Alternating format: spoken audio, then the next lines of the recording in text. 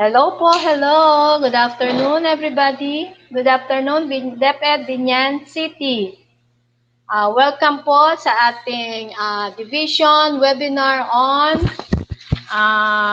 the impact of psychosomatic stress to mental health. Ang ating unang-unang webinar sa mental health this year.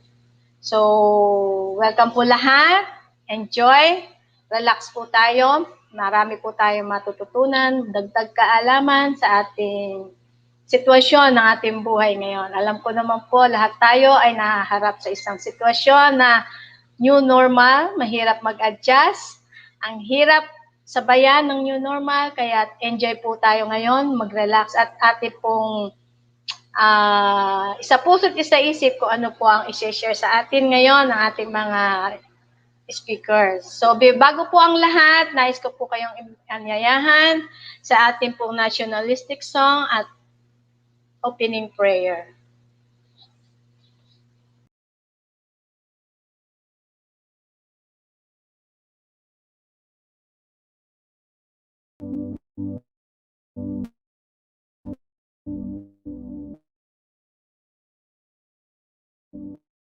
Our ever-loving Father, the core of every reason, the source of truth. You who made the earth and the heavens are the ultimate goal of every knowledge seekers, the infinite wisdom, all that is. We are truly grateful for this opportunity to gather together despite the challenges we face each day. Yet we must to carry on the responsibilities of bearing intelligence and using them for better purposes. We now humbly ask you to join us in our endeavor to explore the wonders of life in the world for knowledge, so that in whatever we learn today, we become more grounded to you, who is truth, who is love. We pray that you bless our speakers, fount of your infinite knowledge, that they can share something worthwhile despite the limited time we have. They all they know and share to us as your child. We pray that you guide our participants, the seekers of your boundless knowledge, that they may continue to persevere search and be deemed worthy to share what they learn. Sanctify us, O Lord, not because we are worthy, that at the end of the day we can take home something that's amazing and meaningful.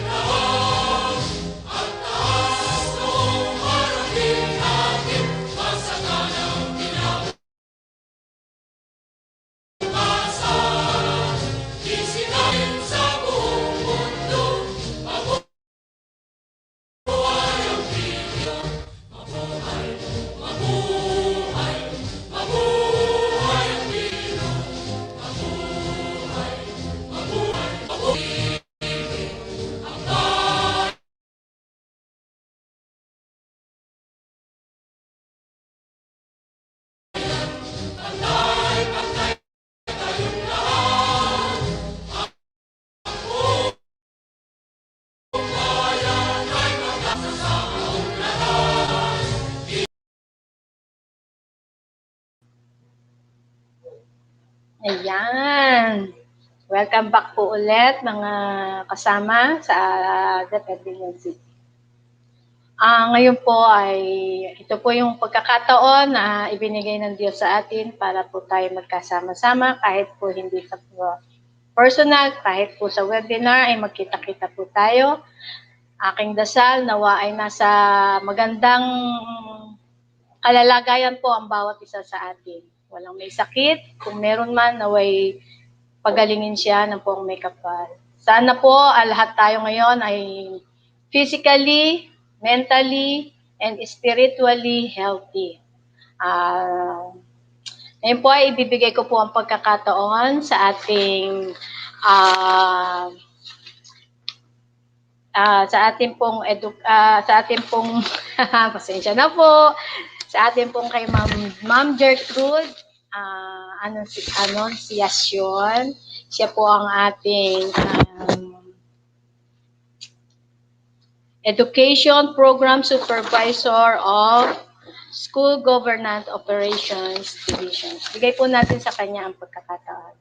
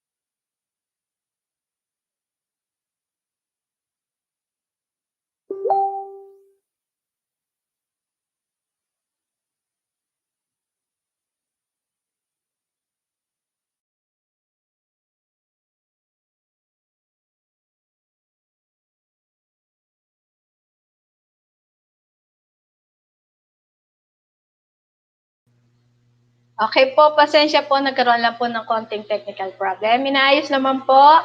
Kumusta naman po tayo, mga kasama? Smile naman po. Medyo, ano po natin, kasi po ang oras po natin ay medyo nakakaantok. Stretch po muna tayo ng konti. Lagyan po natin ng sigla ang ating katawan. Stretch po tayo, mga kasama. Ayan. Padaluyin po natin ang dugo. Yung iba po bagong kain, medyo paano-ano po muna tayo ha, para wag po tayong masyadong tumaba. Sana po ay na-enjoy po natin ang bawat araw ng ating buhay kasi wala po nakakaalam anong mangyayari pa sa susunod na mga araw. Enjoy life, enjoy ang ating mga ginagawa, i-enjoy po natin. Huwag po natin masyadong dibdibin ng mga problema. Opo, at sino po ba sa atin na walang problema? Wala naman po taong walang problema. Kahit hindi pa po pandemic, may problema na po tayo. So, take it easy lang po tayo mga kasama. Sino po ba sa atin na nagkaroon na ng COVID? Palagay ko naman po ay sana, panalangin ko ay wala pa po nagkaka-COVID sa atin. Kung meron man po, yung iba ay gumaling na. Salamat sa Diyos at nalampasan natin. Yung mga nagkasakit po, salamat, pasalamatan natin na tayo bumalik ulit sa normal. Yung iba naman po, nawalan ng mga mahal sa buhay, yan po ay talagang hindi natin maiiwasan. Ngayon po ay meron din tayong kasamahan na nawalan ng kapatid. Condolence po kay Sir Arnel Hicana. Yung kanya pong kapatid ay nawala nung isang araw lang po. Pero hindi naman po COVID. Kaya nakikiramay po kami kay Nurse Arnel Hicana. Yung iba po na hindi ko naman po alam kung meron po sa atin na nawala ng mahal sa buhay, nakikiramay po kami. At wag pong i-stop ang buhay natin kahit po tayo nakaranas ng kalungkutan, tuloy po ang buhay. Sa mga iba naman po na medyo nakakaramdam na ng takot, ano ba nangyayari sa mundo, pray lang po tayo. Hindi po tayo pababayaan ng ngayon po, ibabalik po natin ulit kay Ma'am J ang pagkakataon, ang oras na ito. Okay po.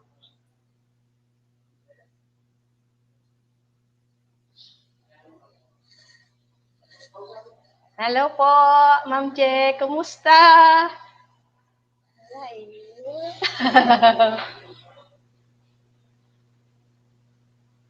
Kumusta po?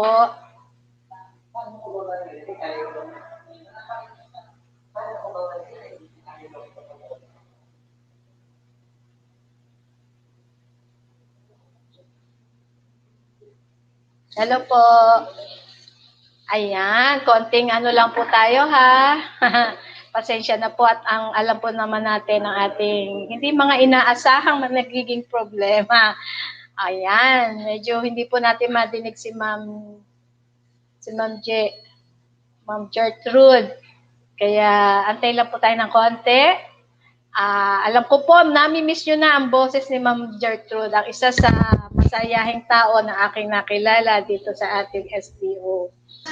Siya po Good afternoon po. Ayan. Okay na po, rinig na po ako? Opo, ma'am. Opo, tinig na po. Ayan. Ayan, nagkailangan magpalit ng computer. Ayan. A pleasant afternoon po to each and everyone. Kumusta po tayong lahat? Ayan. Hayaan niyo po akong simulan ng aking pagbati to our Schools Division Superintendent, Ma'am Edna Faura Agustin, our ASDS, Sir Edgardo V. Militante, to our SGOD Chief, Sir Bayani V. Enriquez, to our CID Chief, Ma'am Mary Ann Tatlong Maria, to all division personnel, school heads, teaching and non-teaching personnel, good afternoon.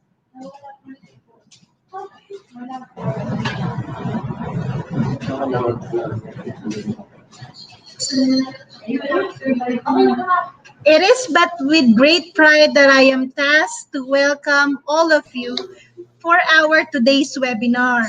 the impact of psychosomatic stress to mental health. Now, this mental health includes our emotional, psychological, and social well being.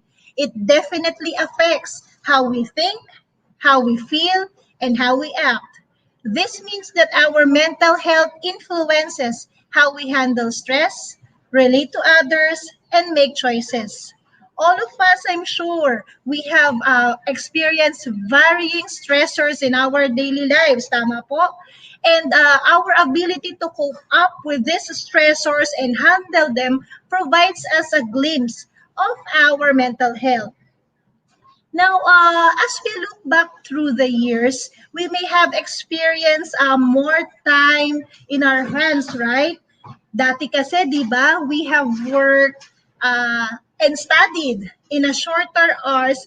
That means that we had plenty of time for recreation, for rest, and for sleep. Although, unfortunately, in this time that we are living in a fast-paced world, time was indeed become a valuable resource. We now have to work and stay awake longer hours to meet the deadlines and the other demands as we continue our pursuit in the delivery of education of our learners. In the combination of all these other factors coupled with the pandemic that we are facing right now, this situation has led to an increasing incidence of mental health issues in our country. Now, hopefully, this activity will enlighten all of us on the importance of mental health awareness and allow each one of us to break the barriers to mental health. Once again, welcome and a healthy and stress-free afternoon to each and everyone.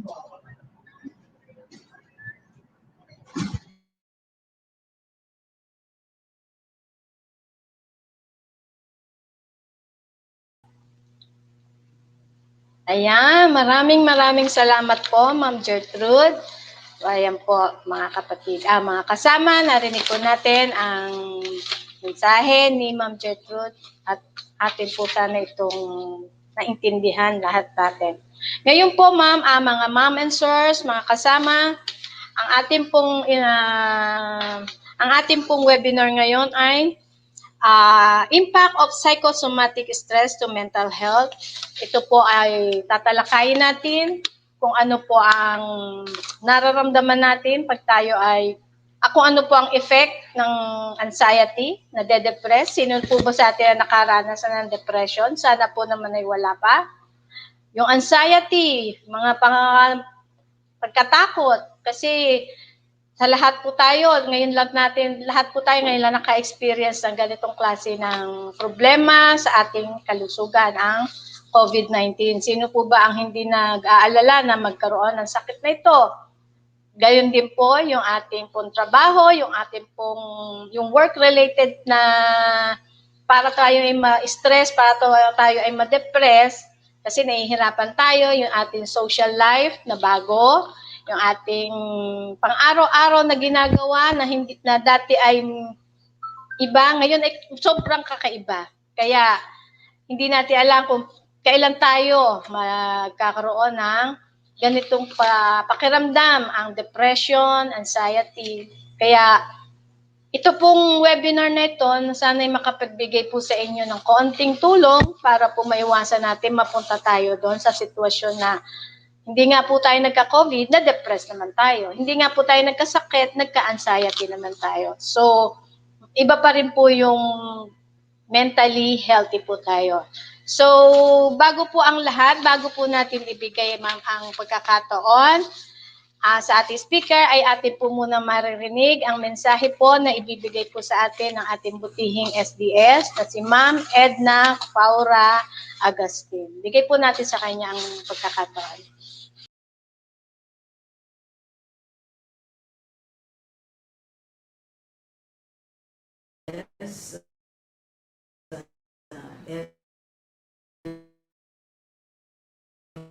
Militante, the two chips,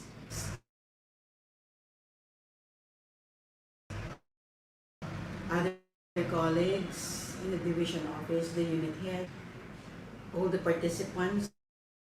So this webinar and the proponent of this activity, the health unit of our SDO. You know,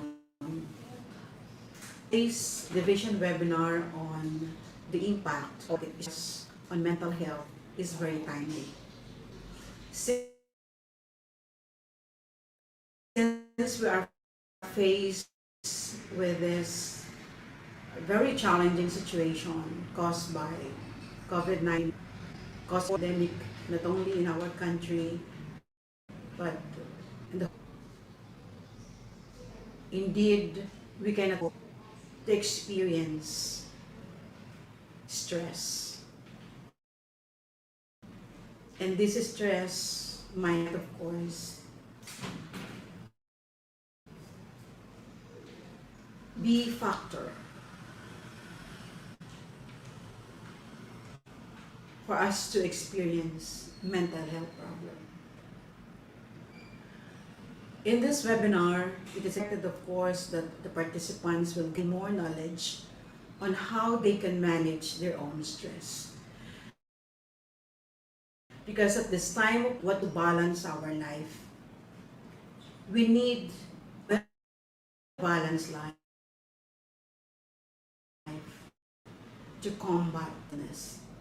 Because if we prolong our psychosomatic problem, and that is, of course, risking your life because of the so-called mental health problems.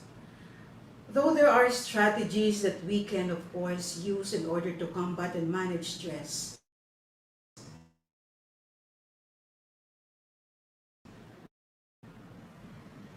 again, it is within ourselves.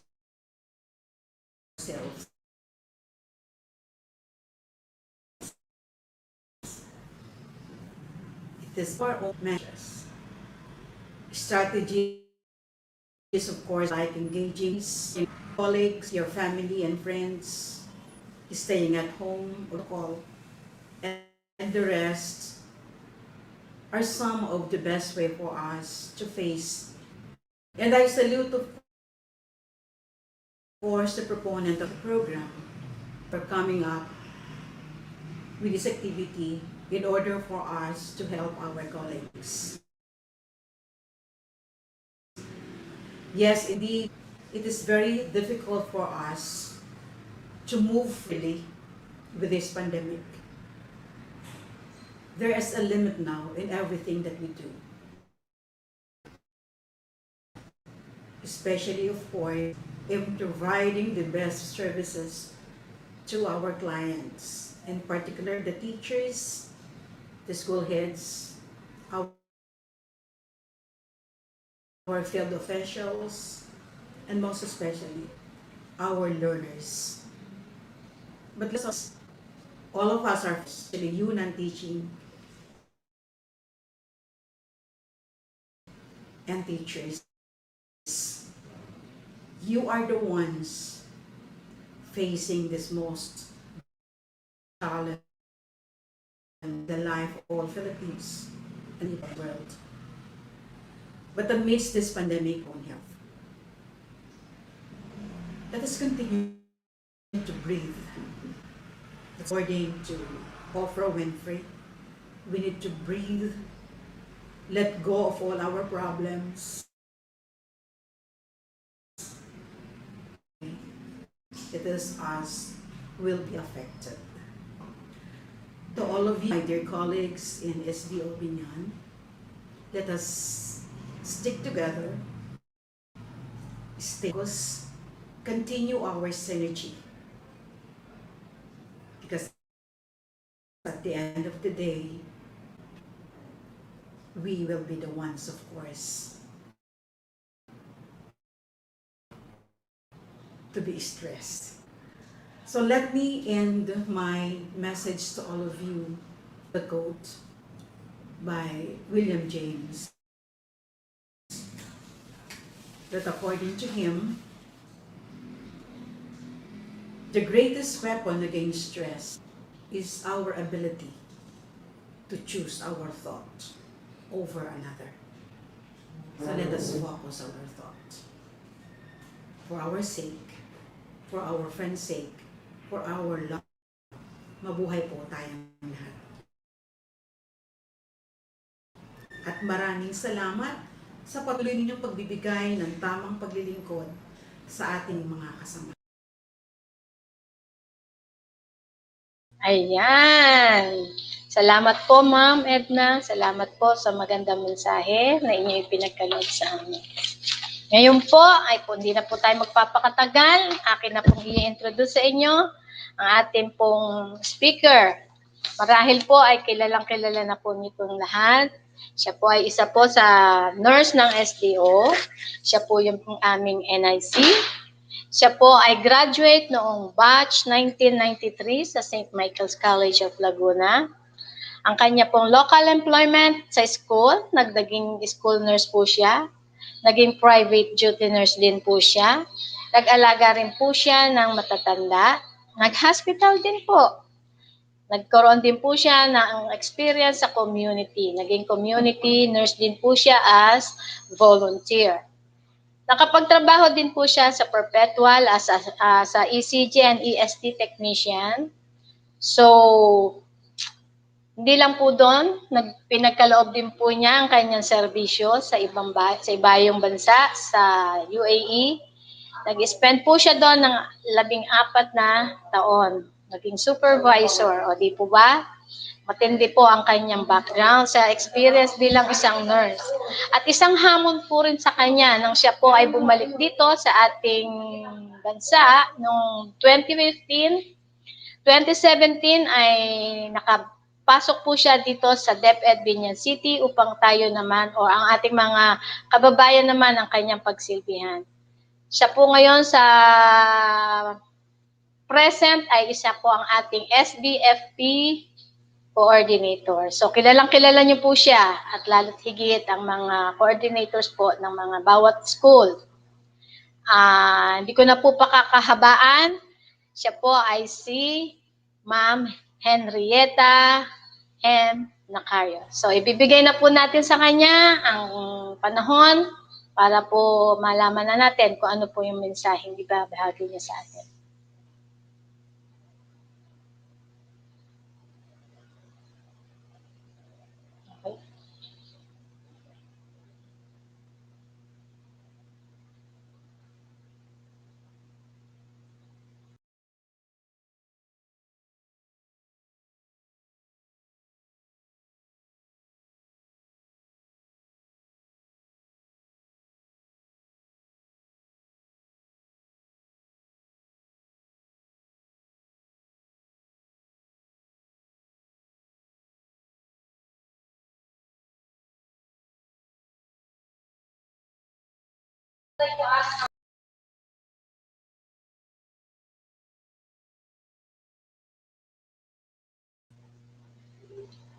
Hello po. Ito po ulit ako. Saglit lang po. Nagkaroon lang po ulit ng problema ng konting-konti lang. Inaayos po ang kanyang sound. Okay. Binibigyan pa po kayo ng chance para magkaroon po ng konting pagre-ready ng ating tenga, ng ating sarili para po ma-digest po natin yung kanyang mensahe. Makakatulong po ito ng malaki sa atin, mga kasama. Kasi hindi lang po kayo nakakaranas na anxiety, depression, and stress. Lahat po tayo. Wala po exempted. Mapa-teacher, mapa-teaching, kami po, kahit po kami, mga medical personnel, ay nakakaranas din po niya. Hindi po kami exempted. Lalo na po ngayon ay talagang lahat po tayo nanibago sa new normal, bawal lumabas. Minsan nga po, feeling ko kasama na po ako sa bawal lumabas. Kahit pag wala po, pag naka-work from home, I'll make it sure nasa loob po kami lahat. Sa takot ko po na magkaroon kami kahit isa po sa amin ng nafe-feel po natin lahat yan. Ayan, ready na po naman si Ma'am Henny. Babalik ko na po ulit sa kanya ang Okay. pagkakataon. Good afternoon once again. Sorry po. Actually, right now, me and the rest of the teams are experiencing mild stress. O, di ba? Hindi lang po kayo. Again, I would like to greet everyone a happy and ano ba sasabihin natin? Quiet and serene afternoon to every one of you. So my topic is about the impacts of psychosomatic stress to mental health. So definitely mental health is part of the psychosomatic. It's physical and mind all together. Kaya po tayo nagkaroon ng psychosomatic, ano? And then because stress is indeed ubiquitous, ibig sabihin, ay naandyan lang palagi, nakakalat, laging nandyan, at hindi po yan mawawala sa buhay natin. But what are we going to share with you is how are we going to deal with it? How are we going to manage stress? To start with my presentation, I would like to share you this famous quote from one of the famous philosopher. Okay? Sabi po ni Epictetus, it's not what happens to you, but how you react to it that matters. Indeed, we have different coping abilities and we have different skills in adapting to our environment. Given the chance that we are facing a different events of our lives, so talagang we cannot expect other people to behave the way you do. May mga tao na sinasabi natin, ang galing naman niya, nakayanan niya. Kung sa akin kaya, kakayanin ko kaya yun. But you see, stress, since they are just there, naghihintay yan. How would you react and how would you respond to them? So sabi nga natin, nasa atin talaga kung ano yung magiging resulta ng magiging buhay natin. At how are we going to face those challenges? It depends on our own disposition and depends on how we see life. Positive ba siya o negative? Nakikita ba natin ang magandang idudulot ng isang masamang pangyayari sa buhay natin? For the next slide, let's see, we need to understand really. Sabi nga, lagi natin sasabi, stress, stress. Lagi natin siyang naririnig, but do we really understand what stress truly is? So I have collected some of the definitions of stress, and one of those says that stress is any type of change that causes physical, emotional, or psychological strain. So again, this is body's response to anything that requires attention. Yung mga bagay na hindi mo kailangan, hindi mo pwedeng deadmahin. Kasi nandyan talaga siya, di ba? And that this is nearly a human experience, universal, because everyone experiences it. And since it is a condition that feeling experienced when a person perceives that demands, kapag lumagpas na dun sa kakayanan mo, then that can be considered stress. For example, if you were given a task, according to your ability, kaya mo naman siyang gawin. So I don't think it would be stressful to you. But how about if you were given a task beyond your limitation and beyond your skills? Di ba, makararatel ka? Kasi teka, sandali, hindi ko naman to ginagawa, hindi ko naman to alam gawin, bakit sa akin pinapagawa? So, doon na ngayon po pumapasok yung level of stress. Ano ba siya? Mild, moderate, or severe? That can eventually lead to a response na matatakot ba ako, nenervyusin, o challenge to sa akin, kaya ko tong gawin. Diba? One also of the famous philosopher, Hans Selye, says that stress is the non-specific response of the body to any demand for change.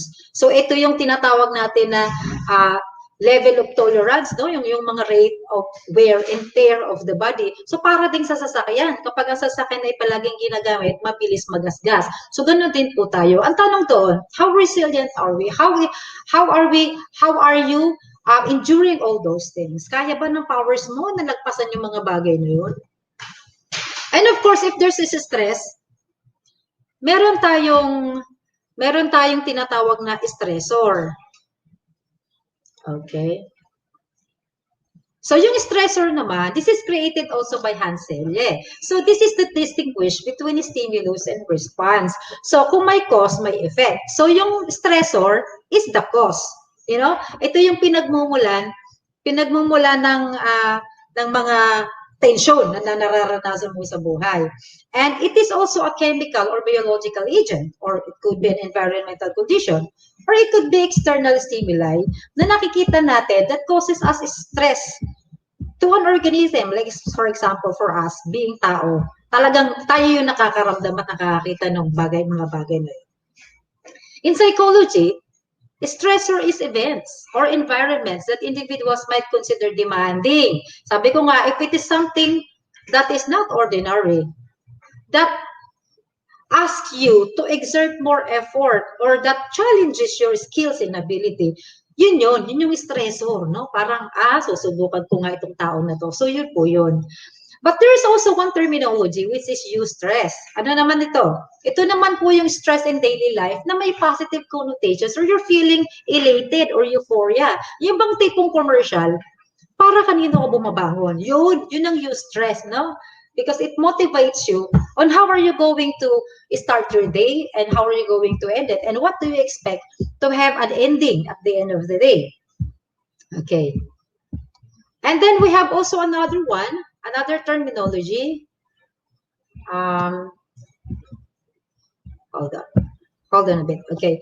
And there's another one which is distress. Of course, pag may positive, may negative. So distress is the unpleasant or harmful variety of stress in daily life. Ito naman po yung negative connotations. Ano? Yung parang nega naman talaga yung dating niya. So when something comes your way, na para bang hindi mo agad na-anticipate, then you will go into a distress. Parang, teka sandali, wait. Hindi naka-ready ang brain ko. Hindi ako handa dyan sa pagsubok na yan. So, magkakaroon ka kaagad ng pag-aalala. You will worry, you will have this anxiety, depende dun sa load nung binibigay sa'yo na distress, kung paano ka ngayon magre-respond. Acute ba to? Kaya ba to ng level ko? Or talagang wait lang, kailangan ko ng tulong. Diba? Yung mga tinatawag nilang damsel in distress, no? Na parang biglang call a friend o may tatakbo agad sa'yo para tulungan ka sa mga problema. Also, we have an acute stress. So dito po, this is actually a type of stress. Dalawa lang naman po sila, acute and chronic. For acute stress, these are experiences that as perceive a threat. Parang madalian, there is a sudden perceive of threat or danger na makakapag-react ka, bigla ka magre-react actually talaga. Either it can be a physical, emotional, or psychological threat na most commonly, least damaging. Malimit, pero hindi naman malala. Yung mga tipong acute stress. For example, tinawagan ka ng boss mo. Bigla kang ninervyusin. Naku, ba't kaya ako tinawagan ng boss ko? Pero sandali lang yon. Once you were able to talk to your boss and find out the reason why he called you, and then hindi naman pala ganun ka, no? Mawawala na siya. Wala na yung acute stress mo. So kaya po sinabing acute, sudden, short-lived, or short-term, and less damaging. Hindi siya ganun naglalast.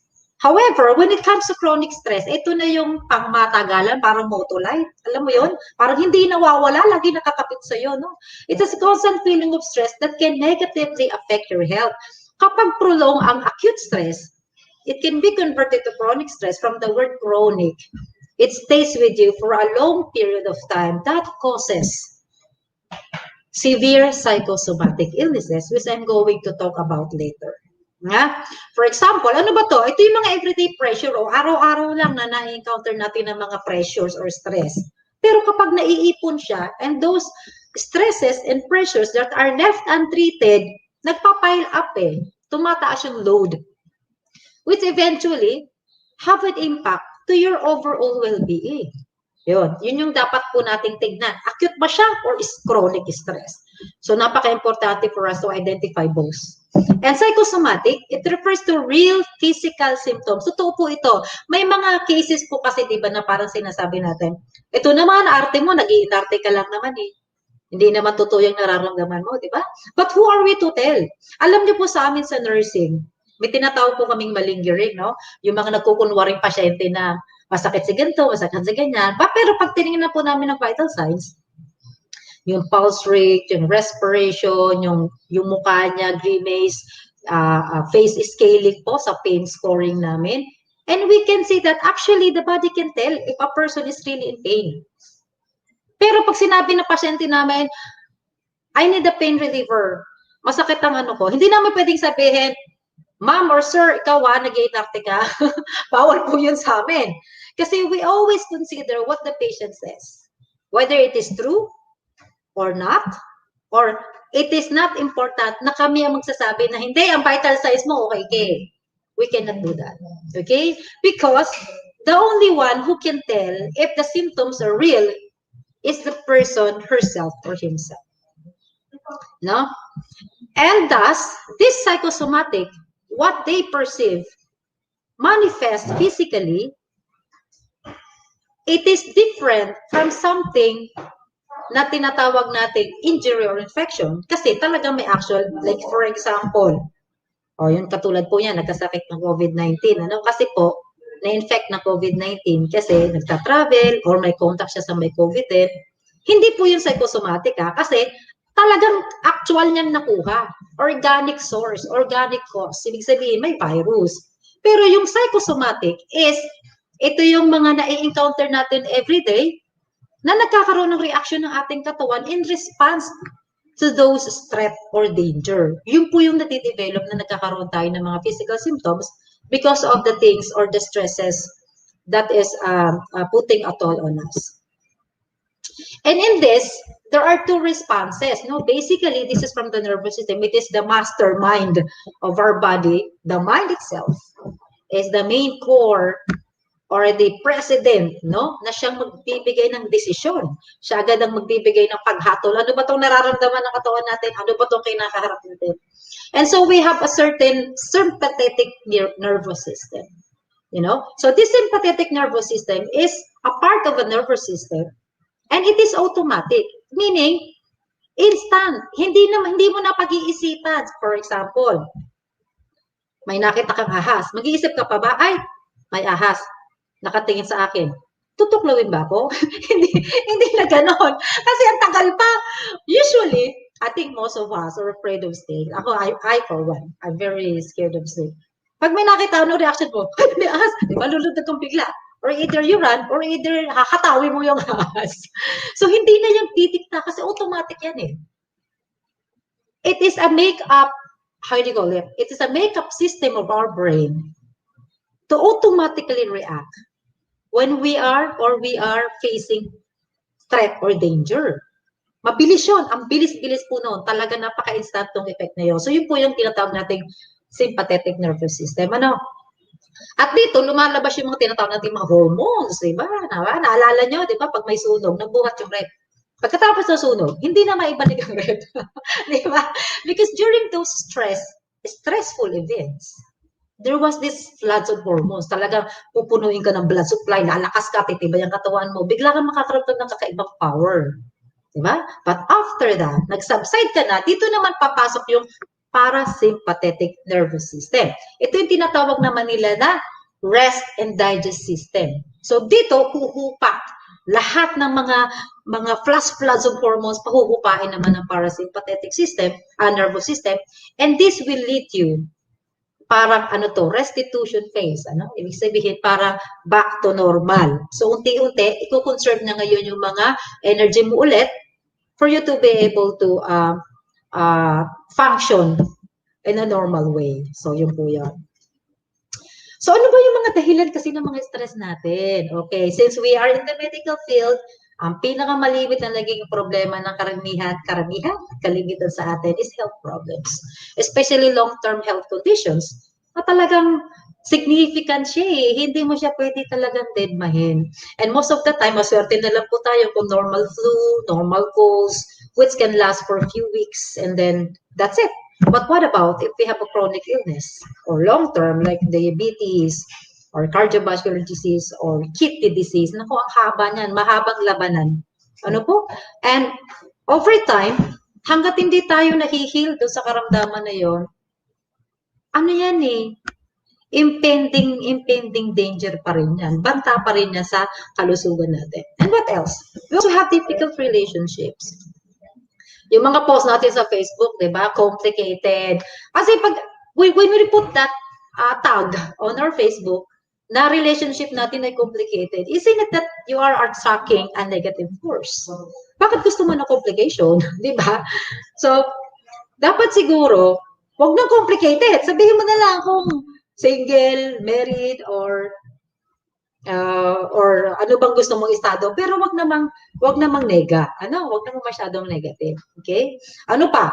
Minsan yung problema natin sa co-workers. Minsan, di ba, meron tayong mga tinatawag na ito talaga, napakahirap talaga nitong pakisama itong tao na to. Kasama ko pa naman sa office. Di ba? Mga gano'n, Or kaya, Or sa school, no? Yung mga boss nyo, yung mga superior nyo, mga ano ba?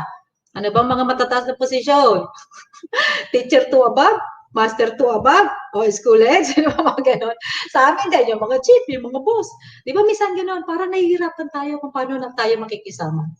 And ito, alam ko, problema to ng lahat. Financial problems, di ba? Kahit nga mayaman, nagkakaproblema pa rin sa pera. Bakit kaya gano'n? Ano? Di ba? Dapat, pag mayaman na, wala ka ng problema. Pero, ang nangyayari, ironically, parang sila pa yung maraming utang. Kaya minsan, maganda yung maging normal lang tayong mamamayan. Ano? Konting problema sa pera, nare-resolve it. That's it. Wala nang stress. Or what else?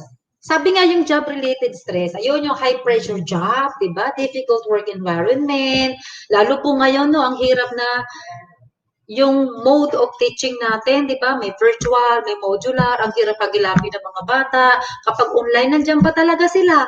O baka naman naka-on lang, or nandyan lang sila present, kunwari, wala namang sa totoong buhay, di ba? Ang hirap mag-check ng mga test papers kapag online. Kasi pagka nag-scan sila, ang labo, baliktad, hindi mo maintindihan, di ba?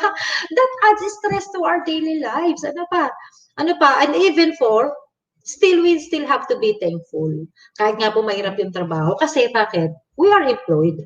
May trabaho tayo. Ano po? So sabi nga, in every negative stress, labanan natin agad ng positive para hindi na siya magtagal. What else? Traumatic stressor. So ito naman yung mga exposure to physical, emotional, or sexual abuse. Ito yung mga pitindi, yung mga nakaranas ng Yolanda, yung mga baha, typhoons, calamities, earthquakes, yung mga nawalan ng mga mahal sa buhay, naka-encounter ng digmaan or conflicts, or naging biktima ng pang-aabuso, naging biktima ng karahasan, naging biktima ng mga matitinding violence, mga ganung bagay. So, ito pong traumatic stressors na to that can lead to PTSD or post-traumatic disorder. Ano po, na mababanggit ko din mamaya. So, signs of stress, how do you know that you are under stress? Kami kanina, si Mamen, sinararatel. Naluloko po siya. Ay, stress yan. Ako naman kanina konti. Pero the good thing is, I'm having this mild anxiety. Mild anxiety is good. Because it helps you become more alert. Di ba? Nagiging alerto ka.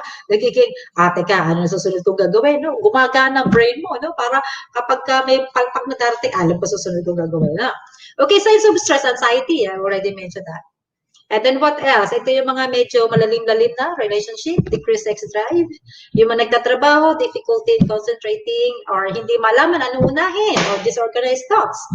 For others naman, kusina ang nire-respakan, di ba? Yung mga nai-stress, di ba? Anong ginagawa? Pinagtitripan yung pagkain. Or, for other people like me, pag na-stress pa ako, di pa ako kumakain. Ayun, di ba? Okay. Ano pa? Madaling mapagod. Minsan wala na siya motivation. Feeling na wala nang pag-asa. Or lagi nagkakasakit. Lagi na lang sick leave si sister. Bakit kaya?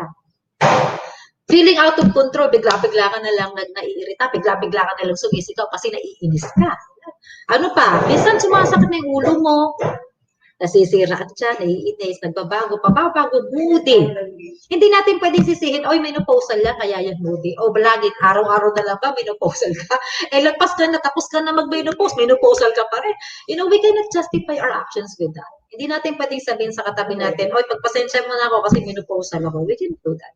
Kasi yung tao na yun, na sinasabihan mo, na pagpasensya ka, meron din pinagdadaanan. Malay mo, di rin siya nakakatulog kasi meron din pala siyang problema. So, ano yung pwede nating i-link to chronic stress? No? Kapag tumagal na tumagal, sabi ko nga po kanina, chronic, prolonged, or long-term, kapag tumagal na tumagal, ito po yung mga some of those disorders or diseases that might afflict you. Ano yun? Yung mga anxiety disorders, ito yung mga mental health. Mamaya, i-discuss po ito ni doktora sa atin. How are we going to manage or to receive treatment for this? And autoimmune disease, yung mga tinatawag natin na allergy, nagsiself-allergy ka, di mo alam kung saan, dati naman wala, di ba? O palaki na palaki, pabigat ng pabigat, ang iyong, hindi lang suliranin, pati timbang, obesity, ano pa, o respiratory infection, ang bilis magkasikon, tubo, diabetes, laging mataas ang sugar, hindi naman diabetes ang nanay ko, okay naman ako, ba't kaya mataas ang blood sugar ko? What else? Yan, high blood. Nakaka-high blood ako, ang dami ng trabaho. Diba? Ganon. So, kapag tumagal siya na tumagal, diba? Mas malala pa po yan, pwede nating harapin.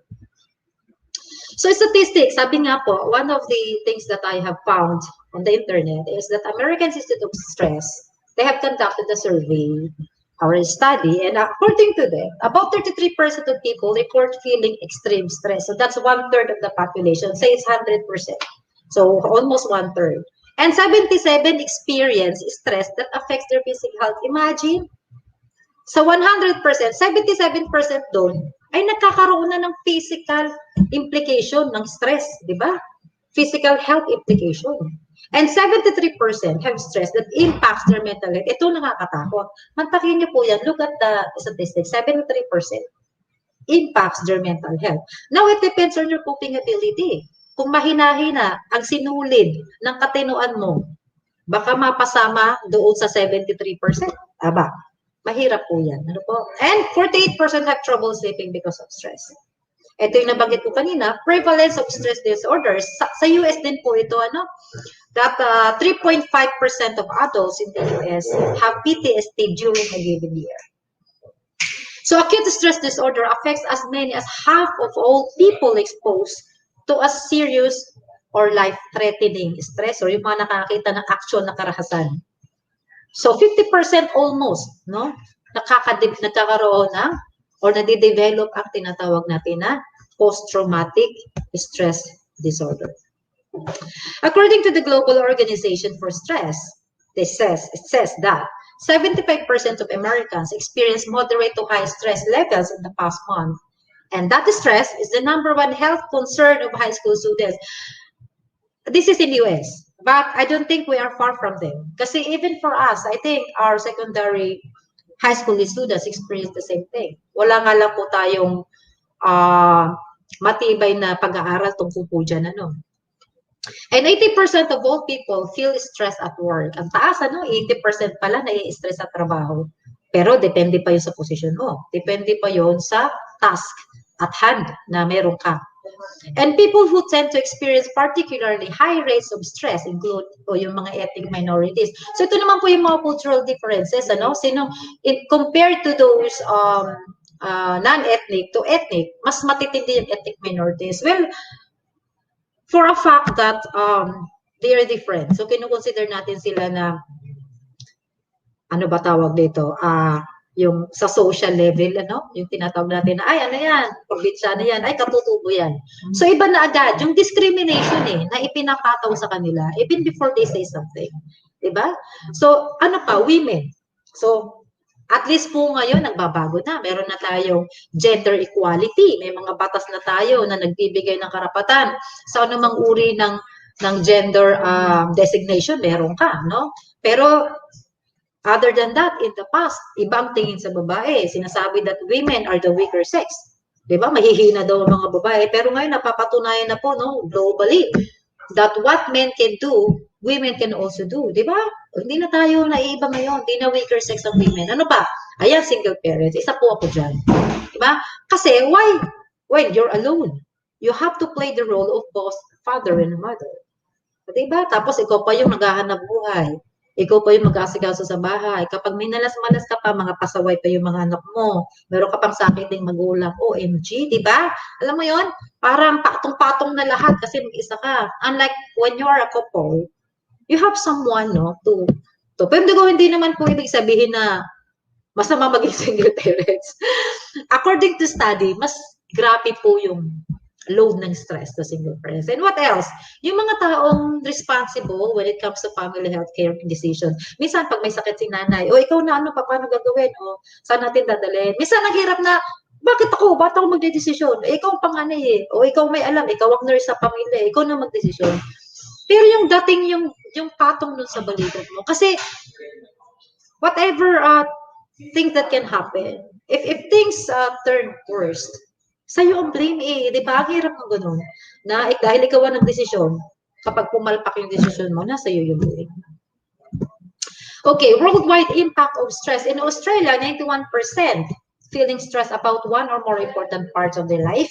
And about 450 workers in Britain believing their stress was making them ill. Kaya po, usually in Western countries, usong-uso po yung mga health insurance, occupational health hazards, di ba? Dito sa Pilipinas, we have Magna Carta for medical workers, government medical workers, we nurses are having these hazards. So, 86% of Chinese workers reporting stress as well. So, mas lalo taas pala, no? 86% sa China. Kasi knowing that they have a very strong economy right now, na talagang all of their products are mostly scattered all around the world. So, grabe yung stress doon sa mga gagawa na kailangan may mga deadline na tatapusin kasi papadala sa ganito, sa ganyang lugar. In the Philippines, there is a study about the prevalence and correlates of depression, anxiety, and stress among Filipinos. And it was published in American Heart Association journals in 2018. And it says, and the conclusions of the study says, although depression rates were fairly low among Filipinos in the study, as you can see po, no, masayahin kasi po ang Pilipino. Anxiety and stress were moderately high. O, yun nga lang, no? Although, pagdating sa depression, dahil masayahin tayo, dinadaan natin lang sa tawa, no? Lumalangoy ka na sa baha, dinaan na ka ng camera, nakatawa ka, kumakaway ka pa, di ba? But then, the anxiety and stress were moderately high. The high association between the psychological morbidity and the perceived physical and mental quality of life signifies the need to screen for depression. So, hindi ibig sabihin na nakangiti ang isang tao, ay, hindi naman niya depressed, tumatawa nga eh. No. We are not the right person to tell that. Diba? So, kailangan pa rin natin ma-screen, kailangan pa rin natin maging sensitive. Kung ano man yung mga manifestation na pinapakita ng mga loved ones natin, especially children, teenagers, and older adults, o yung mga matatanda nating miyembro ng pamilya. No? Sabi nga, mas mataas daw or mas kinakailangan na ma-screen ang older adults compared to younger adults and women to reduce risk for cardiovascular disease. Diba? So nakita po natin, no? Anxiety, stress can develop or can increase the risk for cardiovascular disease. So what are the top causes? Ayan, number one na, top causes of stress. Number one na talaga si money, money, money. Diba? Parang, gano'n na ba talaga? Mula nang ipanganak ka, kailangan ng pera. Hanggang sa mamatay, kailangan pa rin ng pera. Diba? Kaya talaga number one siya sa list. What else? Work. May trabaho ka, stressful. Wala kang trabaho, stressful din. O saan ka lalagay doon, di ba? What else? The economy. Right now, it is a global economic crisis, not just for the Philippines. Lalo na pala sa Pilipinas, being the third world countries. Ito pa, sumabay pa si pandemya. What else? Family responsibilities. Head of the family, single parent, sole breadwinner, di ba? Sole decision makers, no?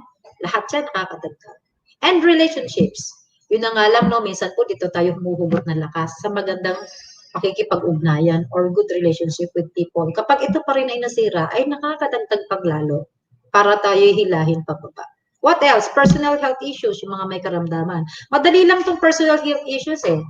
Kung babalik tayo sa number one, if you have money, di ba? Pero wala ka ng money, may personal health issues ka pa, ako, ano kayang kombinasyon nun? What else? Housing cost. Ayan, yung mga umuupa, no? Every day, meron kang babayarang upa sa bahay. Kasi monthly rin. Pagdating at the end of the month, naka-allocate na yan. Eh, paano kung biglang nagkaroon ng emergency? Walang pambayad ng upa ng apartment. Job stability, o mga casual, forever casual. Kailan ba magkakaroon ng permanency? Ano po? At palipat-lipat ng trabaho. And family health problems. So it's not just you or your spouse or your children, sometimes your parents, relatives, kakilala. Lalong-lalo na po kapag mga frontliner na mga nurses, medical, nagtatrabaho sa ospital. No, yung kapitbahay, o dinala doon, o pakitawagan na lang sa ganito, i-refer sa'yo. Minsan walang pambayad, walang pag-down. Eh, kakilala ko po si ganito, diba? Ganan. And what else? The personal safety. Every day, especially us, traveling from work to home and from home to work. We don't really sure if you're not bringing anything with us. Kaya po, promotion po tayo, rest bakuna sa bayan ng Binyan. Bida ang may laban. Ano po? So, lalong-lalo na sa ating mga DepEd personnel, hintayin po natin yung abiso ng CHO for the vaccination sa ating mga personnel. Ano po? Mabuti na rin po yung may protection kaysa sa totally wala. Ano po? Okay. Ano kaya mararamdaman ng batang ito ngayon? hala, di ba? Bigla siyang may nakasalubong ng malaking gansa. Di ba? Tayo po pagka nagugulat, bigla di ba kumakabog ang dibdib mo? Biglang mamumula yung mag-iinit ang katawan mo. So, biglang kakabog ang dibdib mo. Bigla ka minsan, sometimes you hold your breath, di ba? When you are facing with a sudden or surprise or something that is, teka muna, masasaktan ba ako dito? So dito po, yung binanggit ko kanina na definition of terms, dito pumapasok yung tinatawag natin fight or flight. So, the stress response, ano ba nangyayari kapag tayo ay nai-stress? So, unang-una, nararamdaman natin, di ba? Parang bibilis ang tibok ng puso mo. Kapag bumilis na ang tibok ng puso mo, ano pa, mag-iinit ang pakiramdam mo. Iinit. Tapos, biglang naninigas yung mga muscles mo. Ano pa? Tapos, nagiging tawag dito, alerto. Nagiging alerto ka, no? And then, bakit kaya nagkakaganon? So, dito po pumapasok yung sympathetic nervous system. Di ba? Yung fight or flight, biglang nakapa ng brain mo, oops, may panganib. Okay, may panganib. So, gagawin ng katawan mo, magbibigay ng maraming hormones para ihanda ang katawan mo. Whether you run or you fight to that pending threat. Di ba? So, again, kapag itong emergency alarm system ng katawan mo, palagi naka-emergency. Diba? Katulad ng sinasabi ko kanina example, yung sasakyan mo, lagi mo ginagamit. Siyempre, madali magasgas. Ano mangyayari sa'yo? Diba? So, yun. So, it can cause chronic stress. Na iba na yung dating sa katawan that can lead you to a more severe or worse scenario. So, how it happens? Yung hormones, chemicals natin, yun yung nagbibigay sa atin ng jump. Diba? Parang, oops, may sunog, biglang nabuhat yung ref. Diba? Siya yung nagbibigay ng lakas, yung adrenaline, no? Noradrenaline and the cortisol. Ito yung nagbibigay sa atin ng paggising para kumilos ka at iligtas mo yung katawan mo sa maaring kapahamakan na kinakaharap mo. Okay, ganito po itsura niyan. I'm not really so sure kung malalakihan ko ba. Ayan. Okay po. Ayan. Nakikita po ba? Ayan. Ito pong nasa kanan, ito po yung sympathetic. Ano? So, ito yung reaction ng katawan natin. Kapag tayo ay nakaharap sa isang panganib, nagda-dilate sa pupils natin. Ano pa? Inhibit salivation. Pansin nyo pag natatakot kayo. Di ba, minsan nanunuyo lalamunan nyo. Tapos, you are holding your breath. Tapos, bumibilis yung tibok ng puso. Tapos, biglang tumitigil ang tawag dito, ang function ng tiyan nyo. Parang biglang naka-hold yung inyong digestion. And then, magre-release siya ng glucose. Ang glucose po nakakadagdag ng lakas. Ano po? Yung liver natin. And inhibit activity of intestine, no? Diba? Tapos ano pa? Ito na, sa adrenal glands po nang gagaling yung epinephrine and norepinephrine. And then, yung iba pa nga po lagi naiihi. No, nare-relax kasi yung bladder. But teka, sandali, naiihi ako. Diba? Kakaihi lang naman niya. Diba? So, ito yung mga reaction ng sympathetic nervous system. On the other side, ito naman po yung parasympathetic. So, kabaliktaran, no? So, dito, kung ano yung effect niya sa sympathetic, pakakalmahin naman ni parasympathetic para bumalik na po siya sa normal functioning natin. Ay, sorry. Okay. So, the automatic response, which is the involuntary nervous system known as sympathetic, is a without conscious direction, regulates important bodily functions, no? At dito po tinatawag natin yung mga connective tissues, yung mga connective nerve cells na tinatawag natin neurons. Ang bilis ng order niyan. Meron tayong danger. So, patakbo agad ng mga militar sa katawan. So, hindi ka na mag-iisip. Talagang automatic kumikilos na po yan. Ganyan po kagaling ang Diyos noong nilikha niya ang katawan ng tao. Nung nilikha niya ang tao, nilagyan niya rin ng alarm system. Parang ano yan parang alarm. Diba? Ayun. Kusang gagalaw ang katawan natin to protect us from harm. Okay? So, dito na nagkakaroon ng effect when there is a boost of hormones. Pansamantala, acute or chronic. So, for the acute stress, yung mga madalian or minsan or parang urgent, ito na siya. Di ba minsan parang nung bata-bata pa po tayo, di ba? Kapag nakikita mo yung crush mo, di ba? Nanlalamig ang kamay. Titades, di ba? Sino nakakita yung crush? Or kaya, sa mga kumuha ng board exam, di ba? Parang, board exam po na bukas. O parang kumukulo yung chat ko. Papunta ka pa lang sa boarding, sa lugar na place for the board exam, di ba? Parang kumukulo ang chat ko, parang gusto ko mag-CR, di ba? Tapos, naninigas ang mga muscles mo pag sumasagot ka na ng tanong. Parang hindi ka makapagsulat ng doon sa ballpen mo kasi nininervyos ka. Di ba? Actually po, may kaibahan. May kunting kaibahan ang men and women in response to stress. So women, sabi nila, mostly, ano daw, fatigue despite getting enough sleep. Tama naman, hindi naman po yata. Parang madali yata ako mapagod ngayon. Ano pa? O yun, irritable, yung mga mood swings na tinatawag. Ano pa? Kinakabag. Kapag ka po may naamoy kayo dyan minsan, ayun din, pwede rin po dahil may kapag, may hangin. Eh pag nailabas, mga sama ng loob po yan, ilalabas. Ano pa? Changes in menstrual period. So yung dati, regular cycle naman ng menstruation, biglang naging irregular, nag-alala tuloy, naku, baka buntis ako. Eh wala naman akong boyfriend. Diba? Ganon. Diba? Okay lang kung may asawa ka, nag-miss ang ano mo, menstrual period. So di, parang good yun. No? Malay mo, no? Makabuntis ka, ganon. On the other hand, men include chest pain naman. Kapag pala nai-stress, biglang naninikip ang dibdib. Or kaya tumataas ang blood pressure. Actually po, itong increased blood pressure, malimit talaga to. Napaka-common ito sa sa mga kalalakihan when they are undergoing stress. Ano pa? And ito na yung medyo personal, ano? Changes in sex drive. Hindi ko po masasabi yan kasi po single parent po ako. Okay. Also, symptoms of stress also vary by age. O sa edad naman, paano natin ma-identify if our children are undergoing a certain kind of stress? So malimit for those children who were not able to communicate well sa language or sa pagsasalita, no, dinadaan nila sa mga physical symptoms. When I was working as a school nurse in Kabuya, one of the private school, marami itong mga bata, malimit, junior kinder. Kasi private na, may junior kinder. Palagi may pumupunta sa akin ng sakit na tiyan. Ay, di syempre, school nurse ka, o di, bakit? Ano nangyari sa'yo? Kasi po, ano po, sabi po ni mama, nagkwento. Pero vital sign wise, normal naman. Nakipagkwentuhan lang ako. Tapos maya sabi ko, okay ka na? Hindi na po masakit ang tiyan ko, miss. Ayun, when I asked the teacher about that child, sinasabi ko, ano nangyari doon? Palagi ba siyang sumasakit ng tiyan? Hindi, kasi may pinapagawa kaming assignments eh. Hindi daw niya alam. Biglang sumakit ang tiyan. So yun po, malimit, no excuses. I don't know, for teachers, if you experience the same thing, na minsan nasakit ng ulo or pabalik-balik sa CR, gano'n.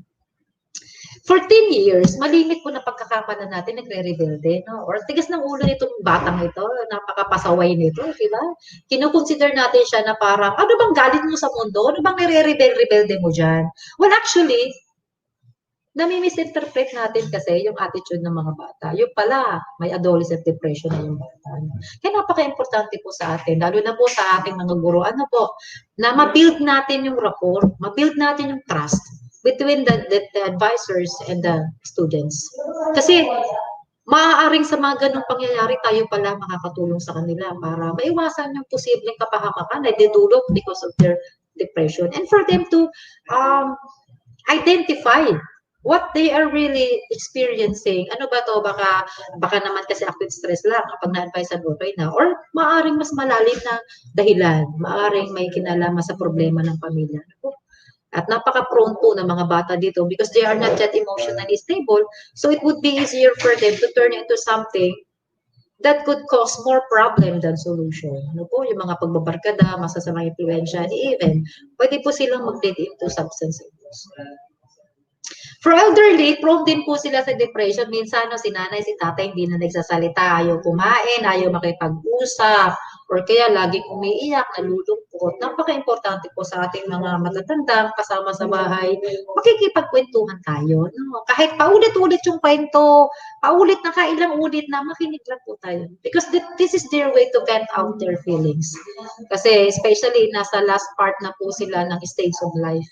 So, nandun na yung kanilang mga reminiscing the past, kung may mga regret sila, it would help them a lot if they were able to express their feelings. For the physical effects, ito na malimit, gawin ko na lang po by system para madali po tayo makarelate. Ano po? So first, let's look at the central nervous system. So if it is acute, yun nga, basically, it will increase blood supply to the brain, improves learning and memory, di ba katulad ng exam. If you have acute stress or mild anxiety, nagiging handa ang utak mo doon sa kakaharapin mo. Minsan, maganda yung medyo, may kunti kang nervyos no, kapag kumukuha ng exam. Kasi natatanda mo, ay, nabasa ko to. Tama, ito yung sagot dyan, di ba? Nagiging alerto ka. Nagiging mabilis ang pandama mo, sensitive ka sa environment mo, no? Kapag acute stress. However, if it becomes chronic, kabaliktaran. So, instead of improving learning and memory, it impairs learning and memory naman. Because yung level ng anxiety mo ay mataas na. So, nagiging negative ang effect and eventually can lead you to depression and lower impulse control. Yung wala ka ng, hindi mo na kayang kontrolin ang damdamin mo. No po? And the most common symptoms, physical symptoms, is headaches. Na? Kapag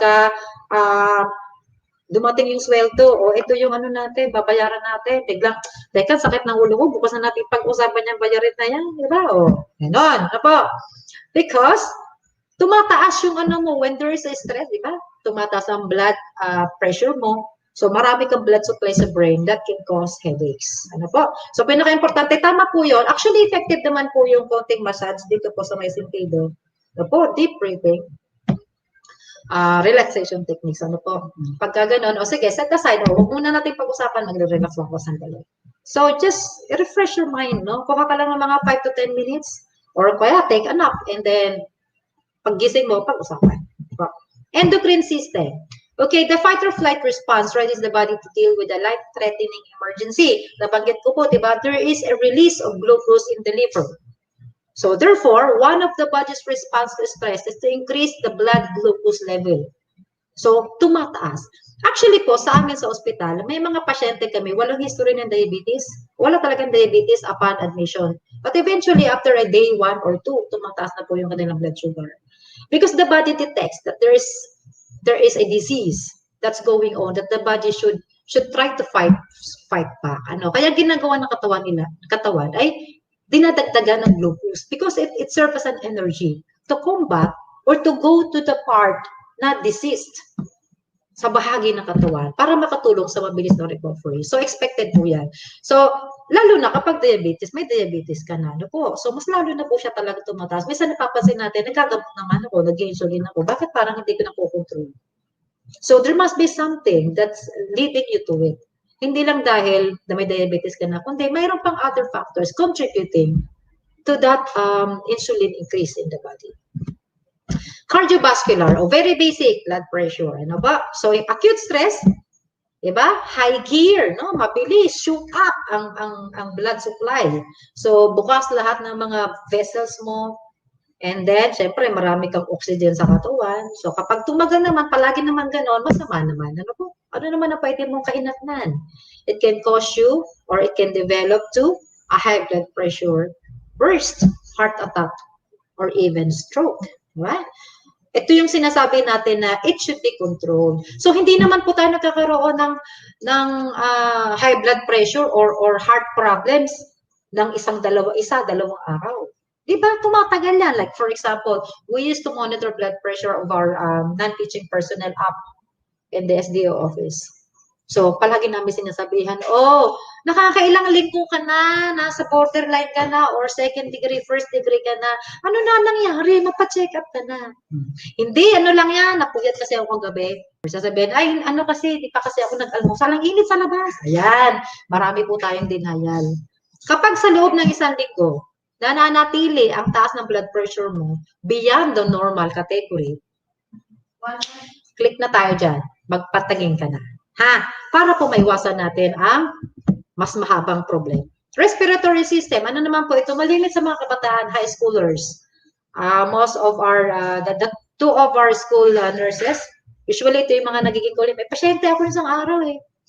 Nag-hyperventilate. Yung pala, nag-away sila ng boyfriend nila. Yan, ganyan. Ano po? Acute stress cause hyperventilation. When you hyperventilate, you exhale most of the carbon dioxide. So kapag ganun ang nangyayari, ang epekto naman sa katawan mo, bibilis ang tibok ng puso mo at mag-vibrate ka palalo ng kasi to cope up yung heartbeat mo tataas to cope up with the lost gases na require ng katawan.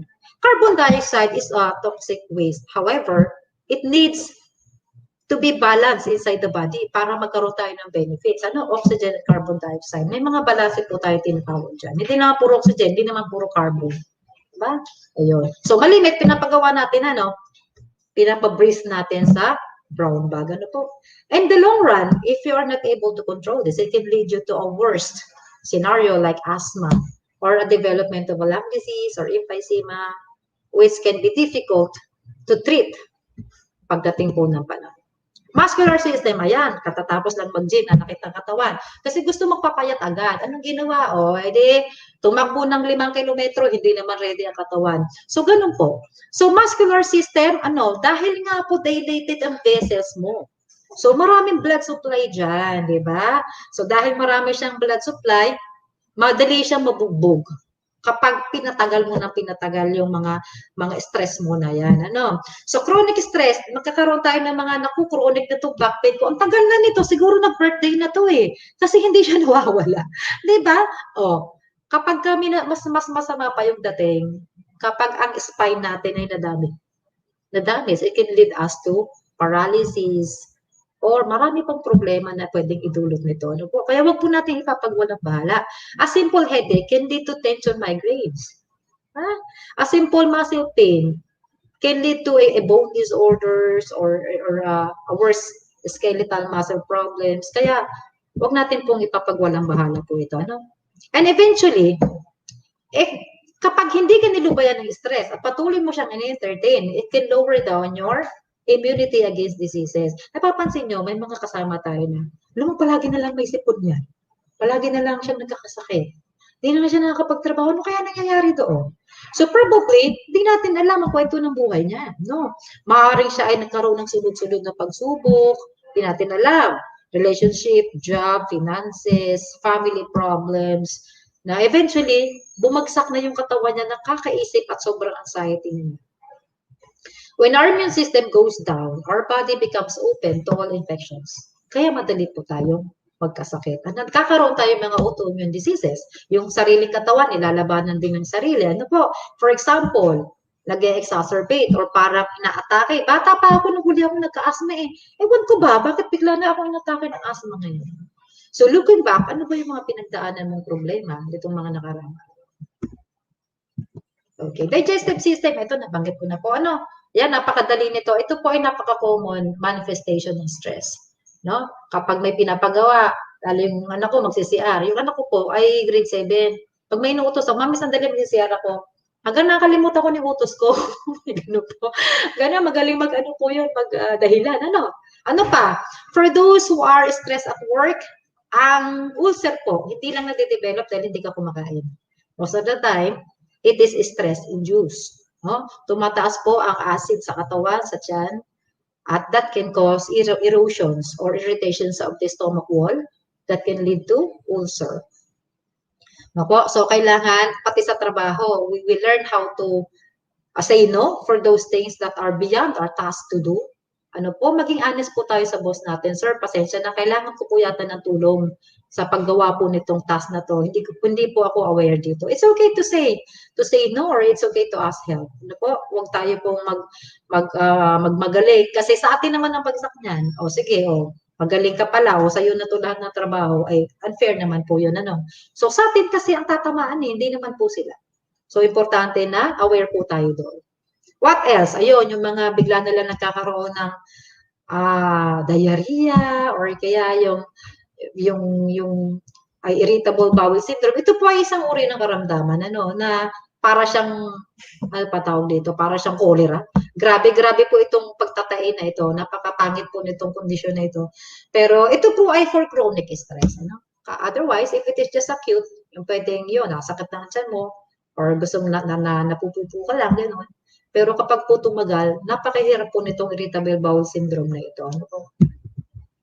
Reproductive system, di ba, nabanggit ko na po kanina, for men, the response is, yung sa relationship, yung kanilang, mutual, mga private moments, As you can see, hormones secreted by the pituitary gland. Ito po yung luteinizing hormone na nagre-regulate po both the testosterone at saka yung sa ova po or the menstrual cycle in females. Ito ba nakaka-apekto dito? And most of the time, when male is undergoing chronic stress, nawawala na ng gana. So, nawawala na yung yung mutual moments nyo, yung mga private moments nyo, no? Diba dati sweet naman siya, but ngayon wala na, tulog na lang pagdating sa trabaho, tulog, wala na. Wala nang niha-niho. Diba? Importante po yung meron pa rin kayong mga physical contacts na po sa inyong mga spouses. That is strengthen the relationship. What else? Yun, menstruation sa babae, mga PMS na tinatawag, mga premenstrual syndrome, ano pa, yung mga mood swings, ayan. Kasi, again, it's influenced by the hormones. Ano po? Now, behavioral effects. Ano naman epekto nito sa pag-uugali natin, di ba? So, the unwanted impact of stress. It spread over all aspects of life. Sabi nga, hindi natin siya pwedeng dentahin. That's for one, and that's the reality. And if you don't mind them, they will mind over you. Bakit? Sila na mangingibabaw sa buhay mo. Kasi, maaapektuhan, hindi natin nakikita po minsan, na parang nagbabago na pala tayo ng ano ba tawag dito? Disposisyon, nagbabago na tayo pag-uugali, ng gawi, ng diskarte sa buhay. But physically, pati yung gana natin sa pagkain, iba na. Dati mahilig ka sa gulay, ngayon gusto mo puro fast foods, gusto mo puro mga mamamantika, mga bad foods, no? That can lead you to overweight. Or sometimes naman po yung iba, wala nang ganang kumain, kaya nagkakaroon naman ng weight loss. Also, sleep and energy changes. Dati naman, regulated ang tulog mo. At 9 o'clock, ayan, meron ng mga maliliit na mga lumalambitin sa mata mo, naantok ka na. Pero, if you're undergoing stress, di ba, minsan nagpupuyat ka kasi hindi ko pa natatapos tong PowerPoint, hindi ko pa natatapos tong calculations ng grades. Nasisira, nakakaroon ng disruption doon sa sleep cycle mo. No? Po, eventually, you'll end up waking up in the morning na parang tamad na tamad ka, wala kang gana, hindi ka makapag-isip. Ano po? And what else? Social problems. So, dahil kulang ka sa tulog, kulang ka sa sustansya, hindi ka nakakain na maayos, madali kang mainis, madali kang malungkot, or madali kang magkaroon ng problema sa mga kasama mo sa bahay, or kasama mo sa trabaho. And sometimes, minsan, ayaw mo na lang makipag-usap. Doon ka na lang sa isang lugar. Kasi feeling mo, pag mag-isa ka, okay ka lang. But actually, you're not okay if you're alone.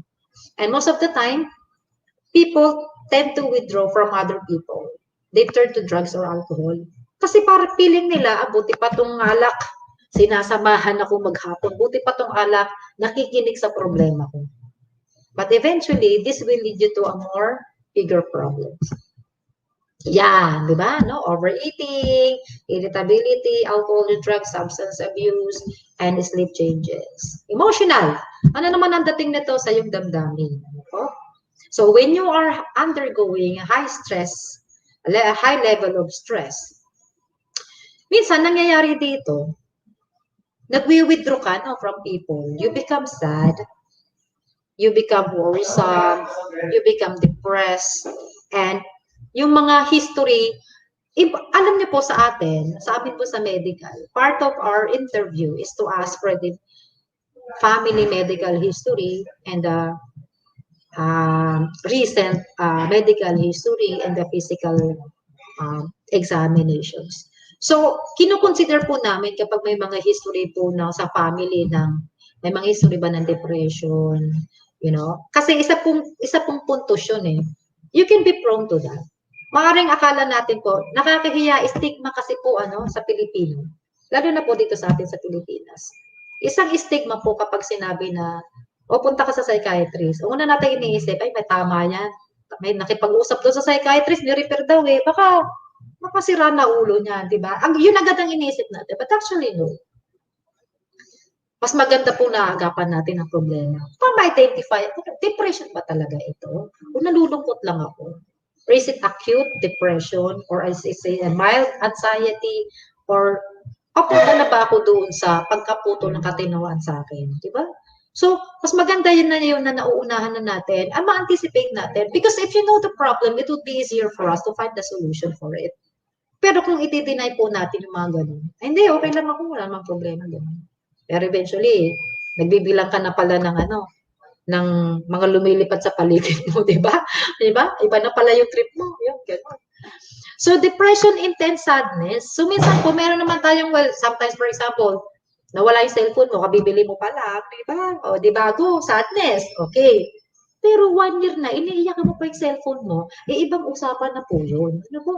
Okay, for example, anxiety naman, worry excessively about the people and situations in their life will grow into extreme forms of anxiety. Minsan naman pati problema ng kapitbahay mo, problema mo.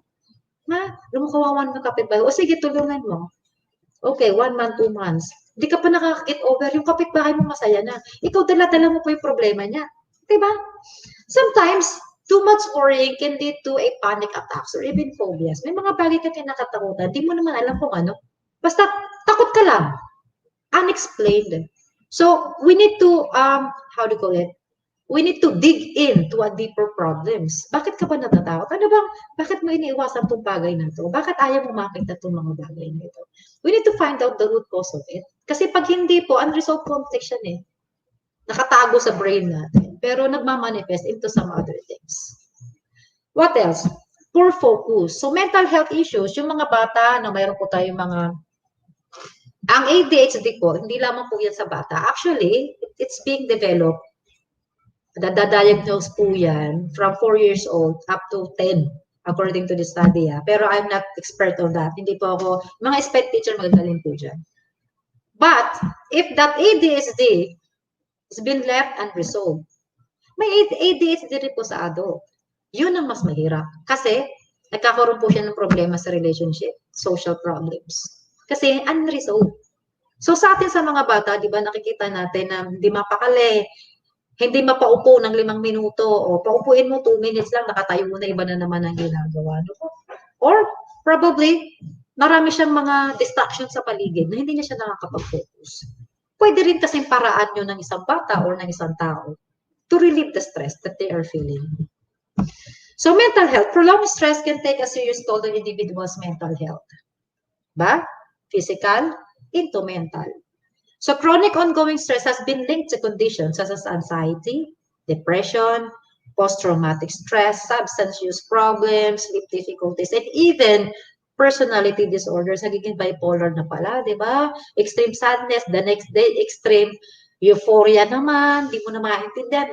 Isang araw, hindi nagsusuklay. The next day, ang pula-pula ng lipstick, ang ganda-ganda ng damit, di ba? Hindi na natin alam kung what's going on, di ba? Ayun. Yung mga self-esteem, di ba? Mabababa ng self-esteem, post ng post, pag walang nagla-like, natidepress, di ba? Gusto nila every hour may TikTok post sila at kailangan lahat ng friends nila i-heart at ila-like. At kapag hindi, magpo-post ng susunod, walang nagmamahal sa akin, mga ganon. Di ba? Ganon, naghahanap ng, or sa madaling salita, nagiging KSP na. Okay. Research has also found that prolonged stress can actually result in changes in brain structure. Ito po, nakita po ito sa CT scan. That a part of the brain, nagkakaroon po ng volume reductions, no? So, ibig sabihin, may mga nagkakaroon ng disequilibrium doon sa structural, how do you call it? The structural or the functioning of the parts of the brain. May mga part na masyadong dilated ang veins sa na to, ito naman hindi. May man nagsishrink na mga na area ng brain, ito naman hindi. Ganun po. No? Kapag po tumatagal na, nagkakaroon po ng organic cause. No? Na yung mental health po kasi, hindi lamang po siya sa emotion, but sometimes, neurological, talagang may organic cause po. May mga shrinkage ng minsan, para nagsishrink yung mga neurons nila, pwede po yun. It can lead also to these mental health problems. So, it would be easier to identify the problem if you will undergo a consultation to an expert para makita natin agad at may treat.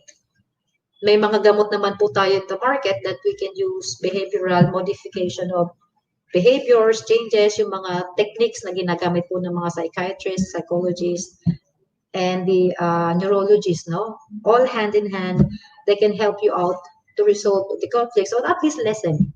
If it not totally get rid it from your body, at least lessen the effects na po sa ating katawan. So ayan, 'di ba? Unang-una muna nalulungkot, and then nag-isolate na, ano na last? Huwag na tayo umabot sa third. 'Di ba? Kasi mas mahirap na pong batakin yan pabalik. So for example, as we're experiencing COVID-19 pandemic, actually this is a traumatic event. Mantakin niyo po yan, ano? It's been more than a year since we were struck by this rare COVID-19 virus. And it becomes prolonged stress for most of us. All people from all walks of life. Wala po talagang pinili si COVID, no? Mula sa pinakamahirap hanggang sa kilalang personality ay tinatamaan po ng karamdaman niya ito, no? And worrying about the future. Naku, ano kaya mangyayari? Nakakatakot. Hindi pa rin nawawala. From GCQ, ECQ, bumalik na naman kami sa ECQ, bumalik na naman ang ECQ. Kailan kaya matatapos ito, di ba? O yung iba nawalan ng trabaho kasi kailangan mag-work from home, nalulugi yung mga kumpanya. What else? Siyempre, decrease ang income.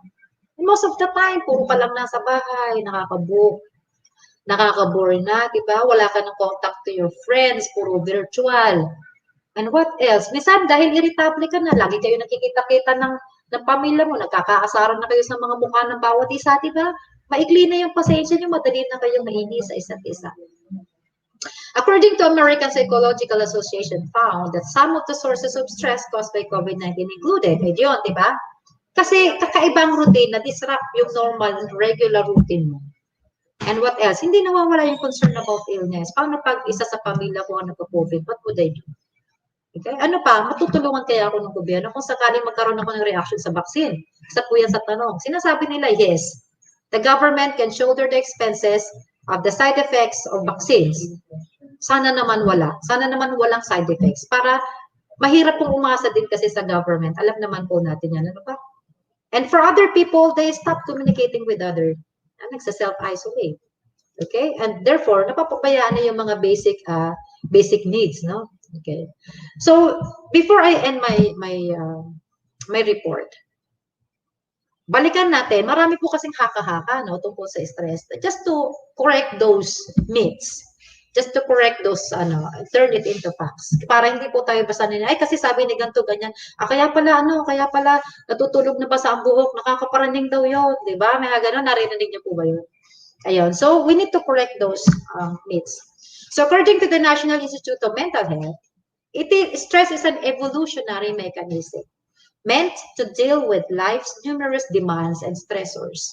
So, yung mga stressors kasi minsan minor lang to major, depending on individual, depending on the coping skills, depending on the ability to adjust, to adapt, and to overcome those challenges. So, facts about stress included, it can come from within, pwedeng sa sarili mo nanggagaling, or from outside the person, or the extrinsic, or the environment itself. Ano ba yung environment? The events, the life situation, the world, the economy, yan, yung mga extrinsic yan. Pag intrinsic naman, problema sa pamilya, health problems, the problems with relationship, yeah. So number one, stress. Stress is the same for everyone daw. Do you agree? Hindi dahil nakita ko ang fact. Ako po, hindi ako nag-agree. It's not the same for everyone. Okay, so dahil check, stress is an extremely subjective experience. Depends on the person. May mga tao na sa kanila wala lang, sa iba pala may dating na yon. Sa ibang tao, naku, wala yan, maning-mani, kaya yan. Sa ibang tao, grabe, hindi ko talaga to kaya. Napakasimple lang naman. So, hindi natin pwedeng sabihin, ito naman, para yan lang. Huwag pong ganun. Kasi hindi naman po tayo yung tao na yon. Hindi natin nararamdaman mismo, or kung sakali mang naramdaman mo mismo, hindi pa rin eksakto yung naramdaman at dinaanan niya sa dinaanan mo. So, I don't think we have the right to tell, ang dali-dali na ng problema mo, ikaw lang nagbibigay ng komplikasyon, makinig po tayo. We need to empathize to the person. We need to sympathize with them. We need to listen to them. And then, kapag napakinggan na natin ang lahat ng kwento niya, then I think that's the time that we can help. That's the time that we can recommend something. That's the time that we can boost their self-esteem. That's the time that we can help them, scope up with the challenges that they are experiencing at the moment. So basically, meron tayong mga iba-ibang level ng stress. Ano po? So sabi nga, stress is very personal and subjective. So one person, it's okay. The other, it's not okay. So basically, for example, typical stress, ayan, araw-araw. Trabaho, school, family issues. Pati yung, ano bang lulutuin mamaya? Nai-stress na ako araw-araw na lang. Tinatanong ako kung anong ulam. Diba? Typical stress po yan. Alam niyo po ako, may kasama ako na, ako po ay may may foster child na grade na first year college. Ako so sabi niya, tita, alam ko na itatanong mo. Itatanong mo kung ano ulam mamaya. Opo, ay ganun, bahala ka na mag-isip. Diba? Ayun. It's typical stress. Pero those are acute. Alam mo, saglit lang yan. No? Pagka nakapag-isip na siya ng ulam, hindi wala na yung stress. Sudden life change, ito po medyo moderate na to, no? Moderate level na yan. So, depende na yan, again, sa tao kung paano niya tatanggapin. Yung mga divorce. Sa atin po sa Pilipinas, annulment, ano po, or legal separation. So, divorce po until now, hindi pa ho aprobado ng Senado. Or losing loved ones, ito po masakit dyan. Ano? We just, our colleague, Nurse Arnel, just recently lost his brother. So, ayun po, nakikiisa po kami, nakikiramay sa kanyang pagdadalamhati. It's not an easy thing to accept. It takes time, Lalong-lalo na po, depende doon sa involvement mo, doon sa taong nawala, kung gaano kalalim ang relasyon niyo doon sa taong na yun. The harder for you to get up and start life over again. But then again, we need a guidance, we need help from people around us. So kung may nawala, bilangin natin ang mga naiwan, natira sa buhay natin. Ano po? We don't count those things that's been lost, but let's count all the blessings that we have right now on our hand. Ano po? Ngayon. The third level, ito yung matindi, yung traumatic event. So, yun nga po, mga nakaranas ng karahasan, nakaranas ng mga matitinding natural disasters or mass shooting, terrorism. Diba? So, dito na-develop yung post-traumatic syndrome. Dito po pumapasok yung counseling, and even for the sudden life change, so the moderate to the severe, kailangan po natin dito ng tulong. No? Even non-pharmaceutical treatment, kailangan natin ng counseling, kailangan natin ng tulong. So we need to seek help. Number 2, stress is everywhere and can't be avoided. Sabi ko, yes, agree ako dito. Diba? Stress is ubiquitous.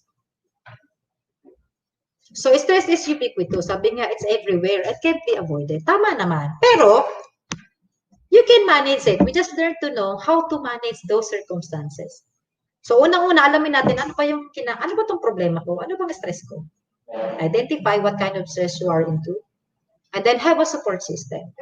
So, may problema ka sa trabaho, kausapin mo yung close mo na colleague. Confide with them. Talk with them. Talk to your family. Kung may problema sa bahay, o hindi nagagawa yung mga gawain, ano pa kayang problema natin? Meeting. Ako po ay nagpapamiting sa dalawa kong alaga. Yung anak ko, tsaka yung aking foster child. Totoo po, tatlo kami, nagmi-meeting po kami tatlo ng mga gawain sa bahay. And if it is related to health problems, consider healthcare professional. If you know someone or ask someone to refer you to a medical personnel. What else? Exercise each day. Napaka-importante po. When you do exercise, it releases a certain hormones called oxytocin. Ano po? Nagre-release po siya. Happy hormones po kung tawagin ito. You feel good after that. So, kailangan po minimum of 30 minutes per day. So, a total of at least 3 hours in a week. So, bale, once a week, kung ayaw mo mag-walk, okay lang. Pero 30 minutes a day at least. Ano po? Basic. What else? Setting clear, realistic, and measurable goals. So, huwag kang mag-achieve ng super taas, hindi mo naman kaya. Kasi yung epekto naman ng stress sa'yo, grabe. Diba? Simple lang muna, yung kaya mo lang gawin para less pa rin yung stress, ma-overcome mo siya at matatapos mo yung mga, kung ano man yung mga projects and tasks. And what else? Setting aside time each day for mental health and relaxation. No, diba? Sabi nga, minsan naman, magpasa ka ng paborito mong libro, manood ka ng, telenovela, mga K-pop. Ayan, ang paborito nyo mga Korean telenovela na nakakapagpa-relax sa inyo. Diba? Number 3, stress is always bad. Yes or no? Sometimes, yun ang sagot po dyan.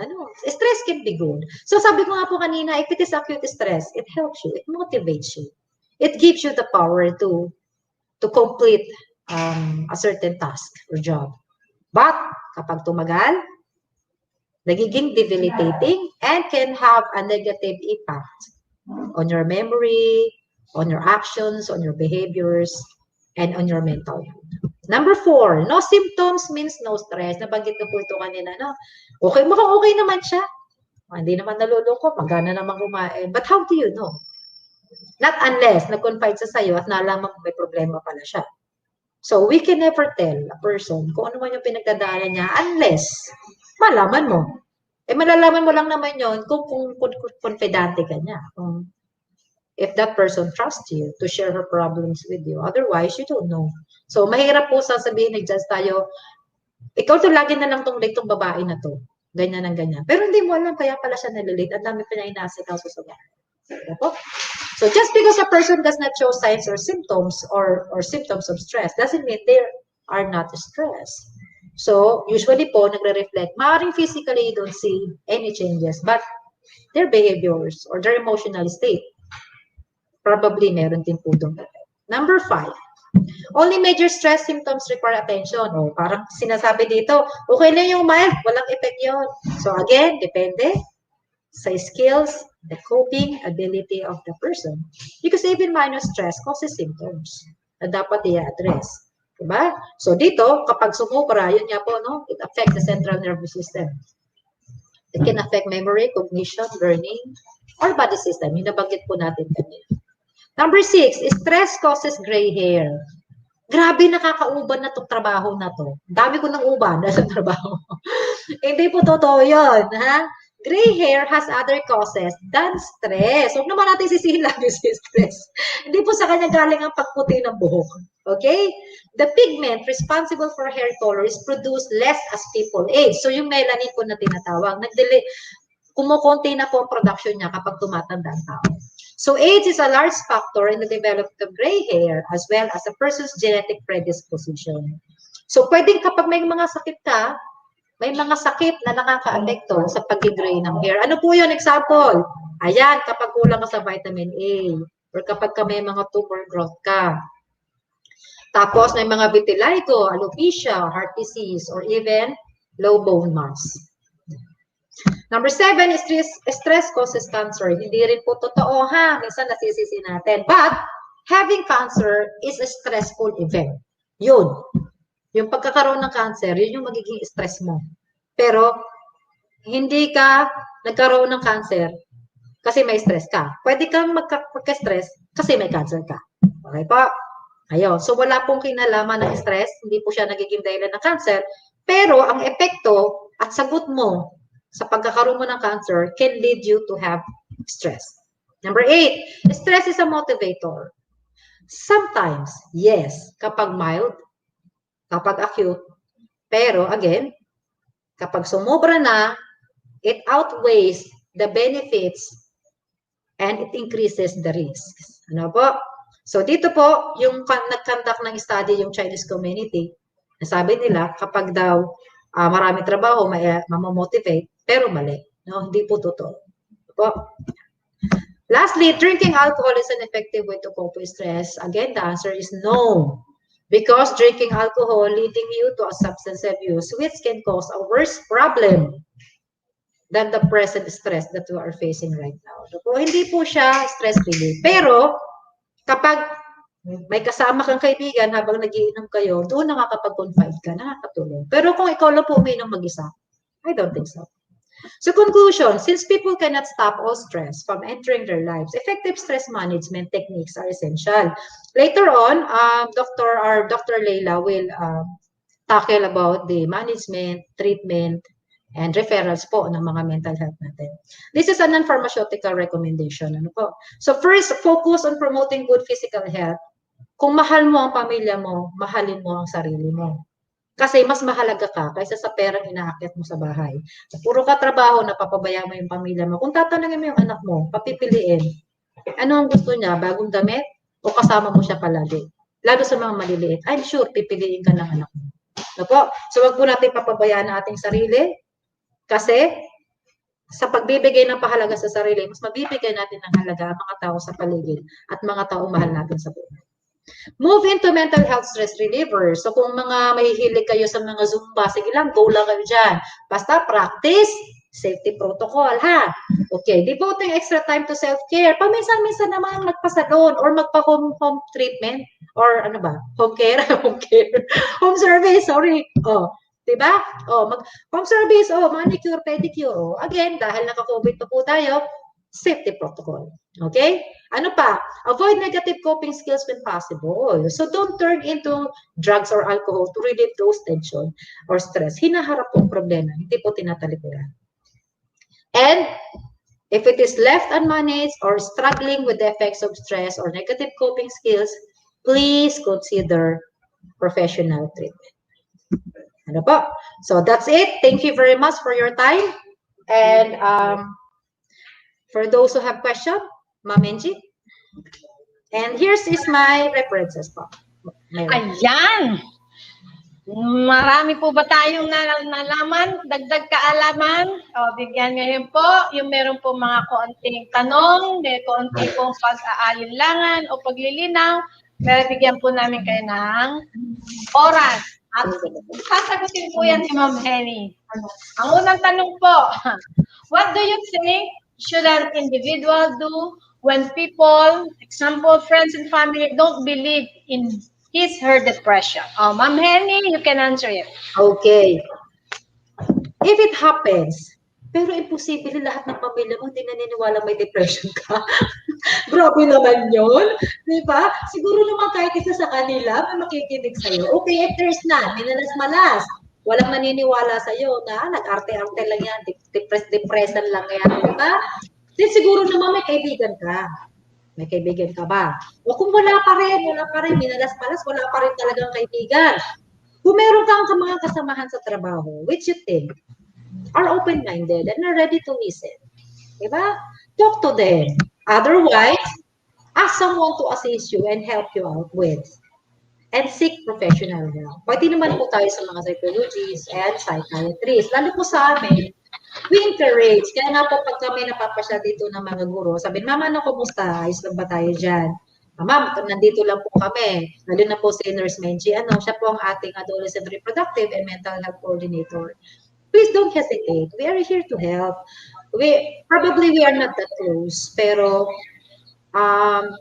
rest assured that we consider everything that you said to us as confidential matters. Hindi namin po pwedeng i-disclose ito, not unless threat na to sa buhay nyo, at threat na sa community. Iba naman pong usapan nyo. Ano po?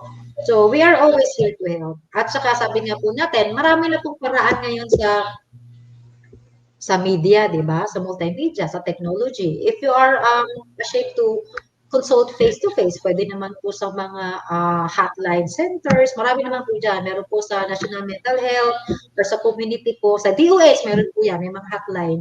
At kami naman po ay hot na hot po tumanggap ng inyong mga paghingi ng tulong. Nandito lang naman po kami. Ano po? Kung nahihiya po kayo sa GC, PM nyo po kami. Bukas naman po yung aming mga line para kung ano man po yung mga pwede namin maitulong. Kahit po, siguro kailangan nyo lang pong makikinig. Nandito po kami. Pero syempre, may face shield, may face mask. Ano po? So, ayan lang po. Ayan. Sana po ay naintindihan po nung nagtanong. Ito po ang isa pa. If a staff of SD of Binyan City is found suffering from mental illness, example, high-risk stress, depression, schizophrenia, and likes, what support will the staff then from the DO Binyan?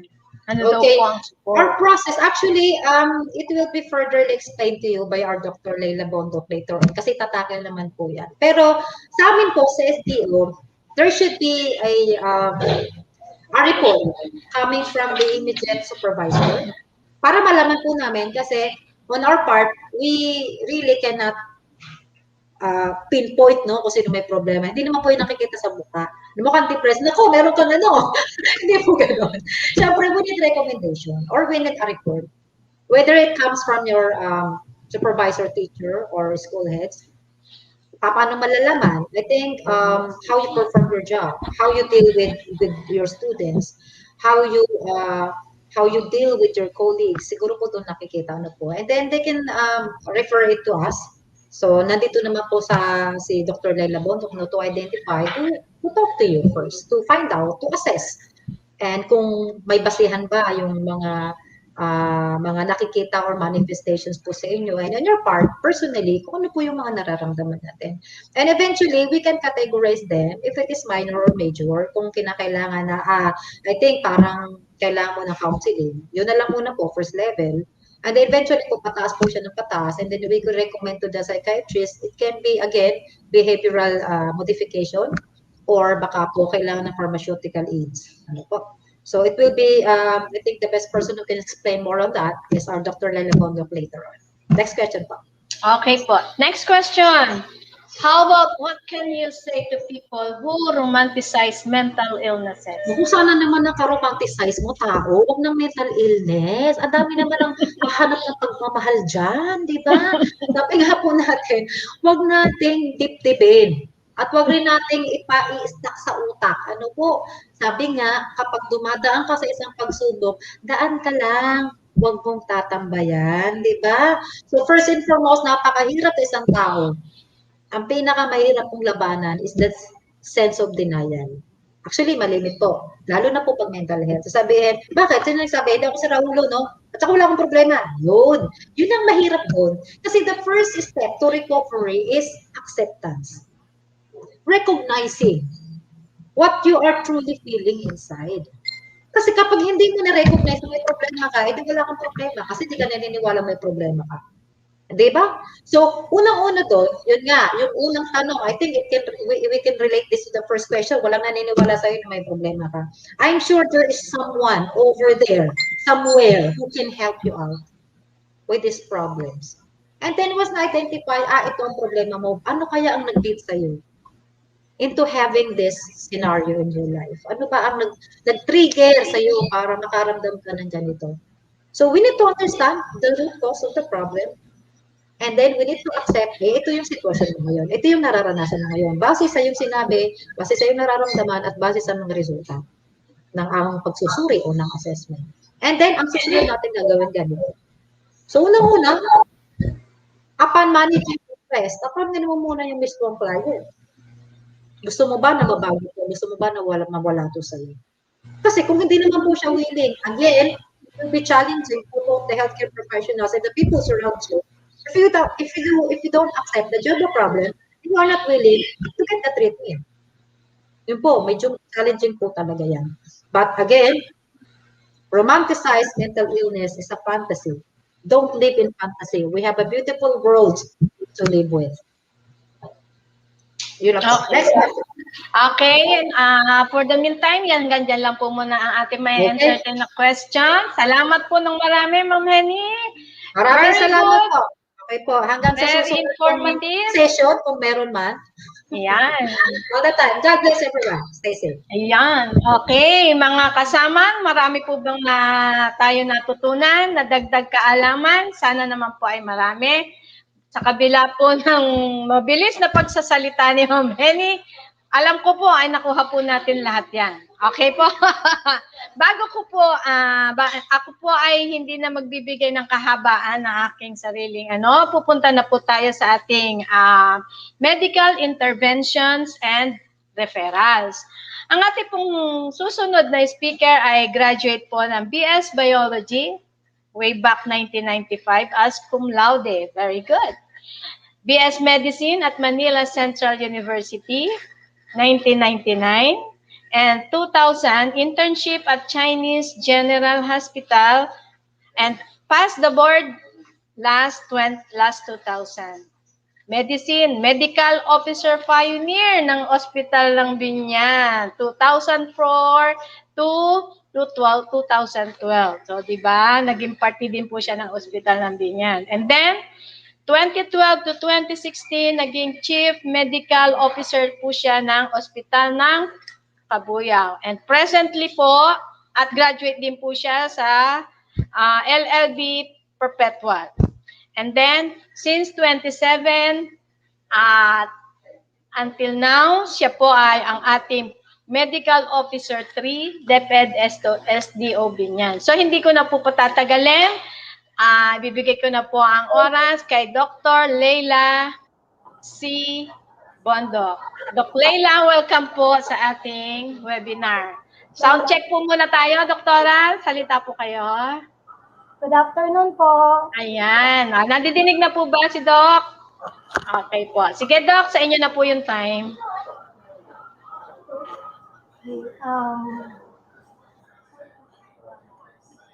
Ayan.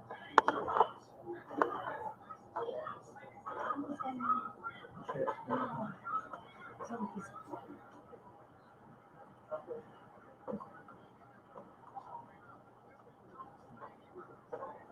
good afternoon po. First of all, gusto kong i-congratulate si Ma'am Henny. Actually, si Henny ang ating nurse in charge na napakasipag at napaka-dedicated sa trabaho niya. So, I'll be discussing mental health diseases and then management. Although si Ma'am Henny nag-focus sa stress, I will also be discussing stress, konti lang naman din, but I'll be focusing on depression, anxiety, and other mental health diseases. Okay, number one is depression. Okay, actually, napakahirap i-diagnose ang depression. It's a mood disorder that causes a persistent feeling of sadness and loss of interest. So it is also called major depressive disorder or clinical depression.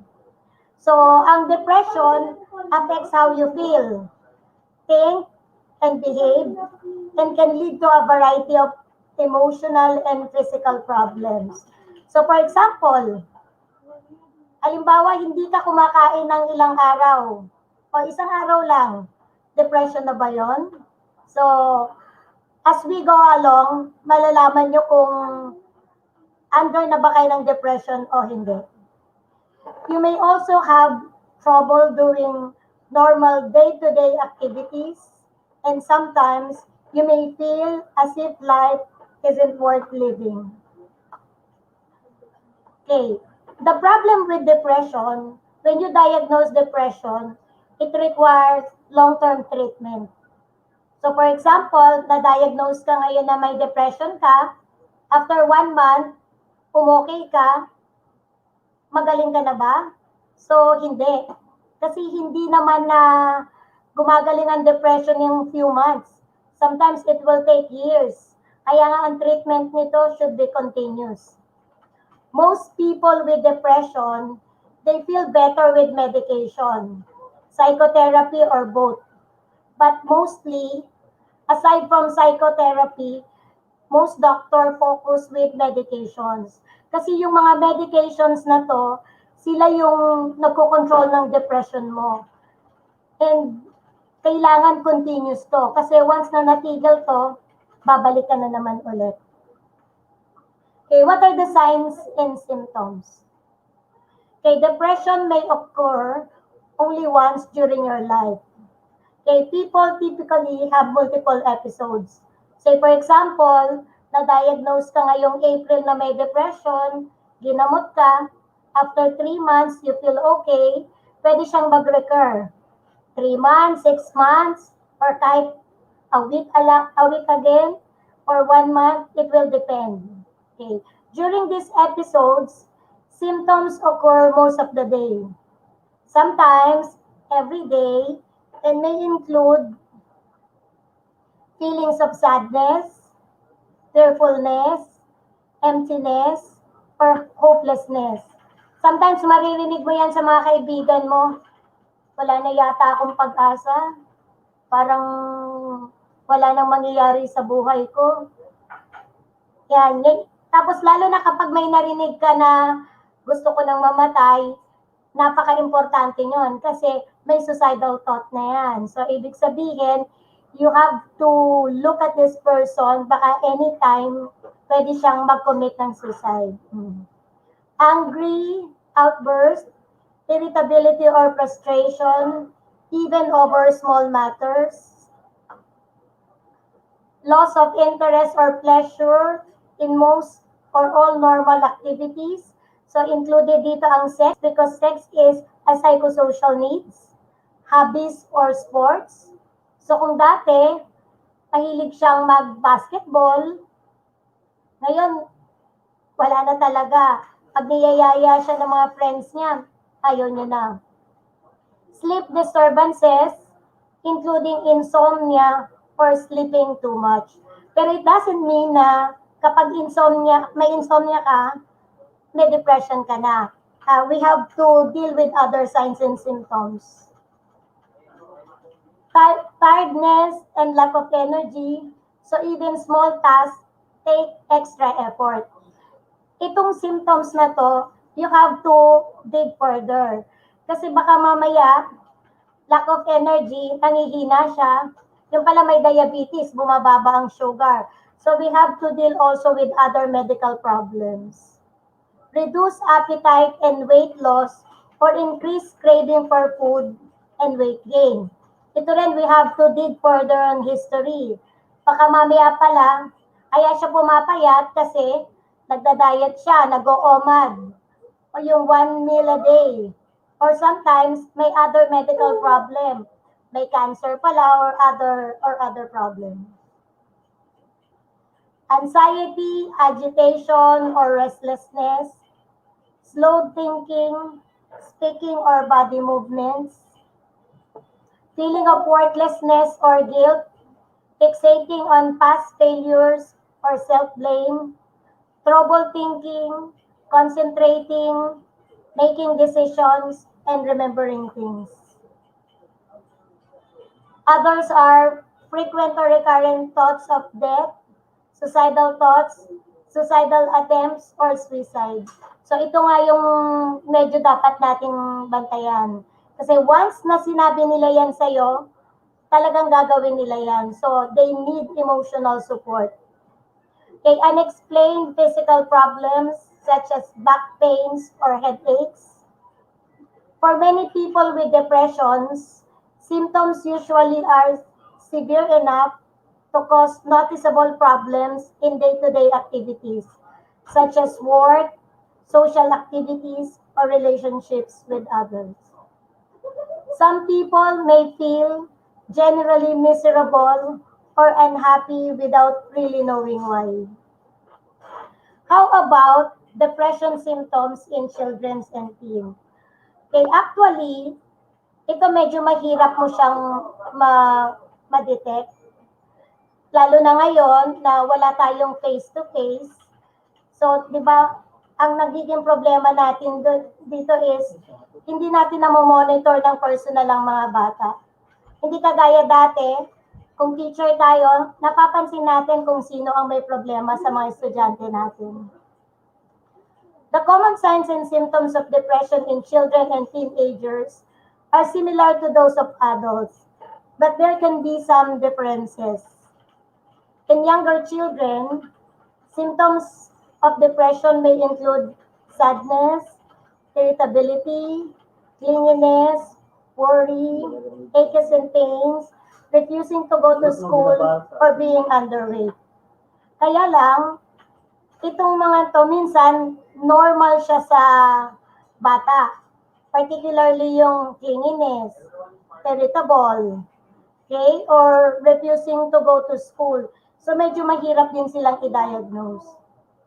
In teens, symptoms may include sadness, irritability, feeling negative and worthless, anger, poor performance or poor attendance at school, feeling misunderstood and extremely sensitive, using recreational drugs or alcohol, eating or sleeping too much, self-harm, loss of interest in normal activities, and avoidance of social interaction. Anyway, tayo namang mga teacher, kilala naman natin ang mga estudyante natin. And sometimes, napapansin natin kung sino yung may problem. So siguro ang advice ko lang is be more specific, particularly pag napansin nyo na may iba nang kinukulos ang mga estudyante nyo. Okay, this will be the problem, the diagnosis. Okay, only doctors, especially psychiatrists, can confirm the diagnosis of depression. So, ano lang po yung trabaho naming medical officers? So, ang trabaho lang po ng medical officers is assessment. So, we dig on history, kine-check namin yung mga signs and symptoms na present sa kanila, and pag nakita namin na most of the symptoms are present, prior referral to psychiatrist. Okay. Anong magiging problem nito? Hindi pa rin kasi natin alam ngayon kung once na may ni-refer tayo sa psychiatrist, sino po yung gagastos? Actually, yan ang pinakamalaking question sa atin. Kasi kung i-refer natin sila sa psychiatrist, wala naman tayong marerefera na psychiatrist na government. Ibig sabihin, libre. Kung sakaling meron man, i-refer natin sila sa National Center for Mental Health for assessment only. Eh minsan ngayon, ang National Center for Mental Health, hindi sila tumatanggap ng assessment lang. So ang tinatanggap nila is diagnose ka na may depression and they will admit you for proper medications. So dito sa Binyan, meron tayong nire-referan pero may bayad. And ang diagnosis ng depression, hindi porket meron ka ng mga signs and symptoms, depression na. We dig more. Nagpapalaboratory pa tayo. So another gastos na naman yan. So hindi natin alam ngayon, that's the big question, kung what will happen if pag meron tayong na-diagnose na teaching and non-teaching personnel, pati learners na may depression, at ni-refer natin sa psychiatrist, sino ngayon ang gagastos? So that's the problem. And I do hope ang DepEd naman will release an order how to help this mental health teaching and non-teaching personnel, especially learners, kasi in-include nila ito sa Oplan sa kalusugan. Kaya feeling ko meron silang lalabas na DepEd order regarding this one. Okay, ito nga yung mga problem na na-encountered natin. This time of COVID-19 pandemic, no face-to-face check-up for learners. And it's very hard to assess on online consultation. Kasi once na nakipag-usap ka sa kanila, kailangan i-observe mo rin yung how they interact, paano sila makipag-usap sa iyo. Sometimes ang isa sa mga tinitingnan namin kung may eye-to-eye contact yung chine-check up namin. Kasi this eye-to-eye check up, makikita namin kung may problema to. Kasi most of them, hindi sila tumitingin ng mata sa mata. Mostly kasi nga, di ba, they feel worthless, nakayuko lang lahat yan pag nakipag-usap sa iyo. That is very common sa mga may mental health problems. And also, there are restrictions during quarantine. So, di ba kahit MECQ tayo ngayon, below 18 years old, usually stay at home din sila. And ngayon, wala pa rin tayong face-to-face sa school natin. So, mahirap talaga din na ma-assess ng mga teachers at ma-refer sa akin yung mga sa tingin nilang may mental health problems.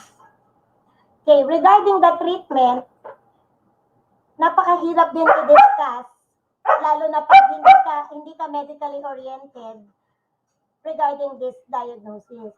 Isinulat ko lang tong mga gamot na to for you to find out kapag merong estudyante at pinakita sa inyong reseta o yung balot ng gamot niya, itong mga name na to, so most probably, you're dealing with depressed or mental health disease. So yung usual nga naming sinasabi sa medical clinic namin, may lahi. Okay, so pag nakita mo tong mga list of medications na to, mostly you're dealing with mental health diseases, and dito pa lang, ma-alarm na kayo na they need referrals. So, pwede nyo silang i-refer sa akin for proper assessment and then i-refer natin sa psychiatrist. Okay, how about the non-therapeutic management for depression? Okay, number 1 is take steps to control stress, to increase your resilience and boost your self-esteem. Reach out to family and friends, especially in times of crisis, to help you weather rough spells.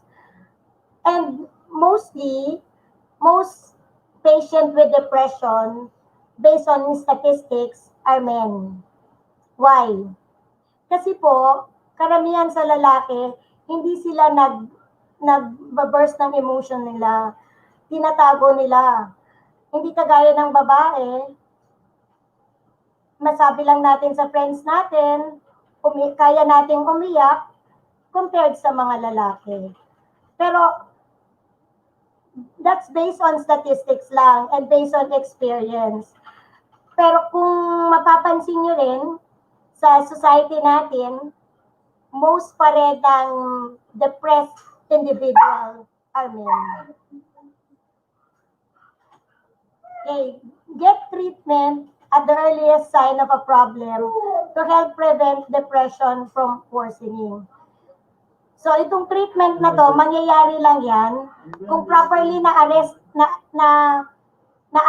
ka and then na-refer ka sa psychiatrist. And maraming sessions ang gagawin ng psychiatrist. They will give you medications and schedule for follow-ups. Consider getting long-term maintenance treatment to help prevent a relapse of symptoms. So ito yung sinasabi ko, it is not a short-term treatment. It's a long-term treatment. Matagal po talaga. So kailangan lang nating sumunod, mag-antay, and mostly support. Okay, number 2. Ma'am Kenny discuss about stress. Na-discuss niya yung mga sympathetic, parasympathetic, and actually, stress is a normal human reaction that happens to everyone. In fact, the human body is designed to experience stress and react to it. When you experience changes or challenges like stressors, your body produces physical and mental responses. Stress responses help your body adjust to new situations. Stress can be positive, keeping us alert, motivated, and ready to avoid danger. For example, if you have an important test coming up, a stress response might help your body work harder and stay awake longer. But stress become a problem when stressors continue without reliefs or periods of relaxation. So tama nga yung sabi ni Ma'am Henny, relax din pag may time. Okay? What happened to your body when you're stressed? Okay, sabi to ni Ma'am Henny, the body's autonomic nervous system control your heart rate. So mapapansin niyo, di ba, pag stress kayo, ang bilis ng tibok ng puso ninyo. Ang bilis nyo ring huminga. Okay, yung iba sinasabi, nalalabo yung paningin ko. Okay, it's built-in stress response. This is the fight or flight response. Helps the body face stressful situation. Diba nga pag stress ka, sabi ni Ma'am Henny, sympathetic, dilated yung pupils mo, so nanlalaki yung mata mo, yung itim ng mata mo. Common yan kasi you are building your fight or flight responses. Okay, when a person has long-term chronic stress, continued activation of the stress response causes wear and tear on the body, okay, physical, emotional, and behavioral symptoms develop. Okay, what are the physical symptoms of stress? Aches and pain, chest pain, or a feeling like your heart is racing. Yan, parang may kabayo. Ang bilis ng tibok ng puso mo. Exhaustion or trouble sleeping. Headache, dizziness or shaking. High blood pressure. But you have to know kung akala mo stress lang pala pero high blood pala. So tanungin mo rin yung past medical history. Tanungin mo rin baka may iniinom na gamot ang pasyente. Okay? Muscle tension or jaw clenching, stomach or digestive problem. So naalala nyo yung mga estudyante na mag-e-exam, punta ng punta sa CR, natatae, yes, pwedeng mangyari yan. Troubled having sex, weak immune system, stress can lead to emotional and mental symptoms like anxiety or irritability, depression, panic attacks, and sadness. Okay, often, people with chronic stress try to manage it with unhealthy behaviors. So ano yung ginagawa nila? Drinking too much or too often, gambling, overeating, or developing an eating disorder. The most common eating disorder is yung binge eating, yung kakain sila ng madami, ang gagawin nila is susundutin nila yung lalamunan nila para sumuka sila ng sumuka. Okay, participating compulsively in sex, shopping or internet browsing, smoking, and using drugs. So how is stress diagnosed? Okay, stress is subjective. It is not measurable with tests. Only the person experiencing it can determine whether it is present and how severe it feels. A healthcare provider like me, we can use questionnaire to understand your stress and how it affects your life. If you have chronic stress, your healthcare provider can evaluate symptoms that result from stress. Okay, for example, high blood pressure can be diagnosed and treated. Yung nangyayari ngayon regarding the pandemic, kung iniisip mo siya ng iniisip, may stress ka talaga. So, pwedeng tumaas ang blood pressure mo. So, what are the different strategies for stress relief? Okay, as I've told you, it is our normal reaction. You can't avoid stress, but you can stop it from becoming overwhelming by practicing some daily strategies. Number 1, exercise when you feel symptoms of stress coming on. So even a short walk can boost your mood. At the end of each day, take a moment to think about what you've accomplished, not what you didn't get done. So always think positive. Set goals for your day, week, and month. So these are goals: specific, measurable, achievable, realistic, and time-based. Okay, so for example, hindi mo siya na-achieve. Diba? May time-based ka naman eh. So, pwede mo siyang balikan para magawa mo. Huwag masyadong magpaka-stress. Diba? Marami kang mararamdaman. So, relax lang talaga. Okay, narrowing your view will help you feel more in control of the moment and long-term tasks. Consider talking to a therapist or a member of the clergy about your worries. Or sometimes, pwede kayong mag-consult sa mga friends nyo or pwede kayong mag-consult sa doctor. Okay, what are the ways to prevent stress? Okay, try relaxation activities. So sabi nga ni Henny, magpaspa ka. Meditation, yoga, tai chi, breathing exercises, and muscle relaxation. Eating right, exercising, and getting enough sleep help your body handle stress much better. Yan, yung lagi kong sinasabi, stay positive and practice gratitude, acknowledging the good parts of your day or life. Accept that you can't control everything.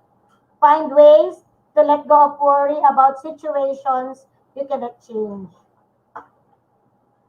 Okay, itong very importante, no? Learn to say no to additional responsibilities when you are too busy or stressed. Okay? Ito yung laging, alam ko lagi nyo itong na-experience. Kasi pag pinagawa ni ganito, kailangan gawin mo to. Okay? So kung marami ka ng responsibilities, huwag mo nang ipilit. Diba? Actually, you have to look at your job description. Kung makikita mo para sa ito, ikaw ang dapat gumawa nito, di kailangan mo siyang gawin. Hindi natin kailangang sagot ng sagot, tanggap ng tanggap lahat ng trabaho. So, dyan tayo rin nagkakaproblema. Stay connected with people who can keep you calm, make you happy, provide emotional support, and help you with practical things. Ito problema to ng mga single parents, no? Pero anyway, single parents do have friends. O di pwedeng sa friends na lang. O di kaya you can talk to your child actually. It's a good stress reliever. O kung di kaya manood ka ng TikTok. Yan, pwede na yan. Manood ka, hindi lahat puro trabaho. So mag-relax din po kayo. Sometimes mag-TikTok ka. Pwede din. Ako, ginagawa ko nga yan eh. Nagti-TikTok ako pag nai-stress na ako. Okay, a friend, family member, neighbor, or member of your church can become a good listener or share responsibilities so that stress doesn't become overwhelming. Okay, next, anxiety. Okay, anxiety is your body's natural response to stress. It's a feeling of fear or apprehension about what's to come. For example, the first day of school, going to a job interview, or giving a speech may cause most people to feel fearful and nervous.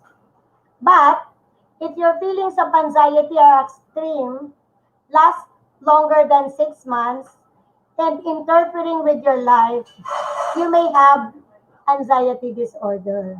So, ang cut-off natin dito, hindi siya dapat lalagpas ng more than 6 months. Kasi kung less than 6 months, that's your normal reaction. But if it is more than 6 months, it becomes an anxiety disorder. Kaya kami, when we do our history, tinatanong namin, ilang araw, ilang months mo na pong nararamdaman yan. Yung pag sinabi ng pasyente na nagpa-check up sa amin is, 2 araw pa lang po, 1 week pa lang. So we give non-therapeutic management.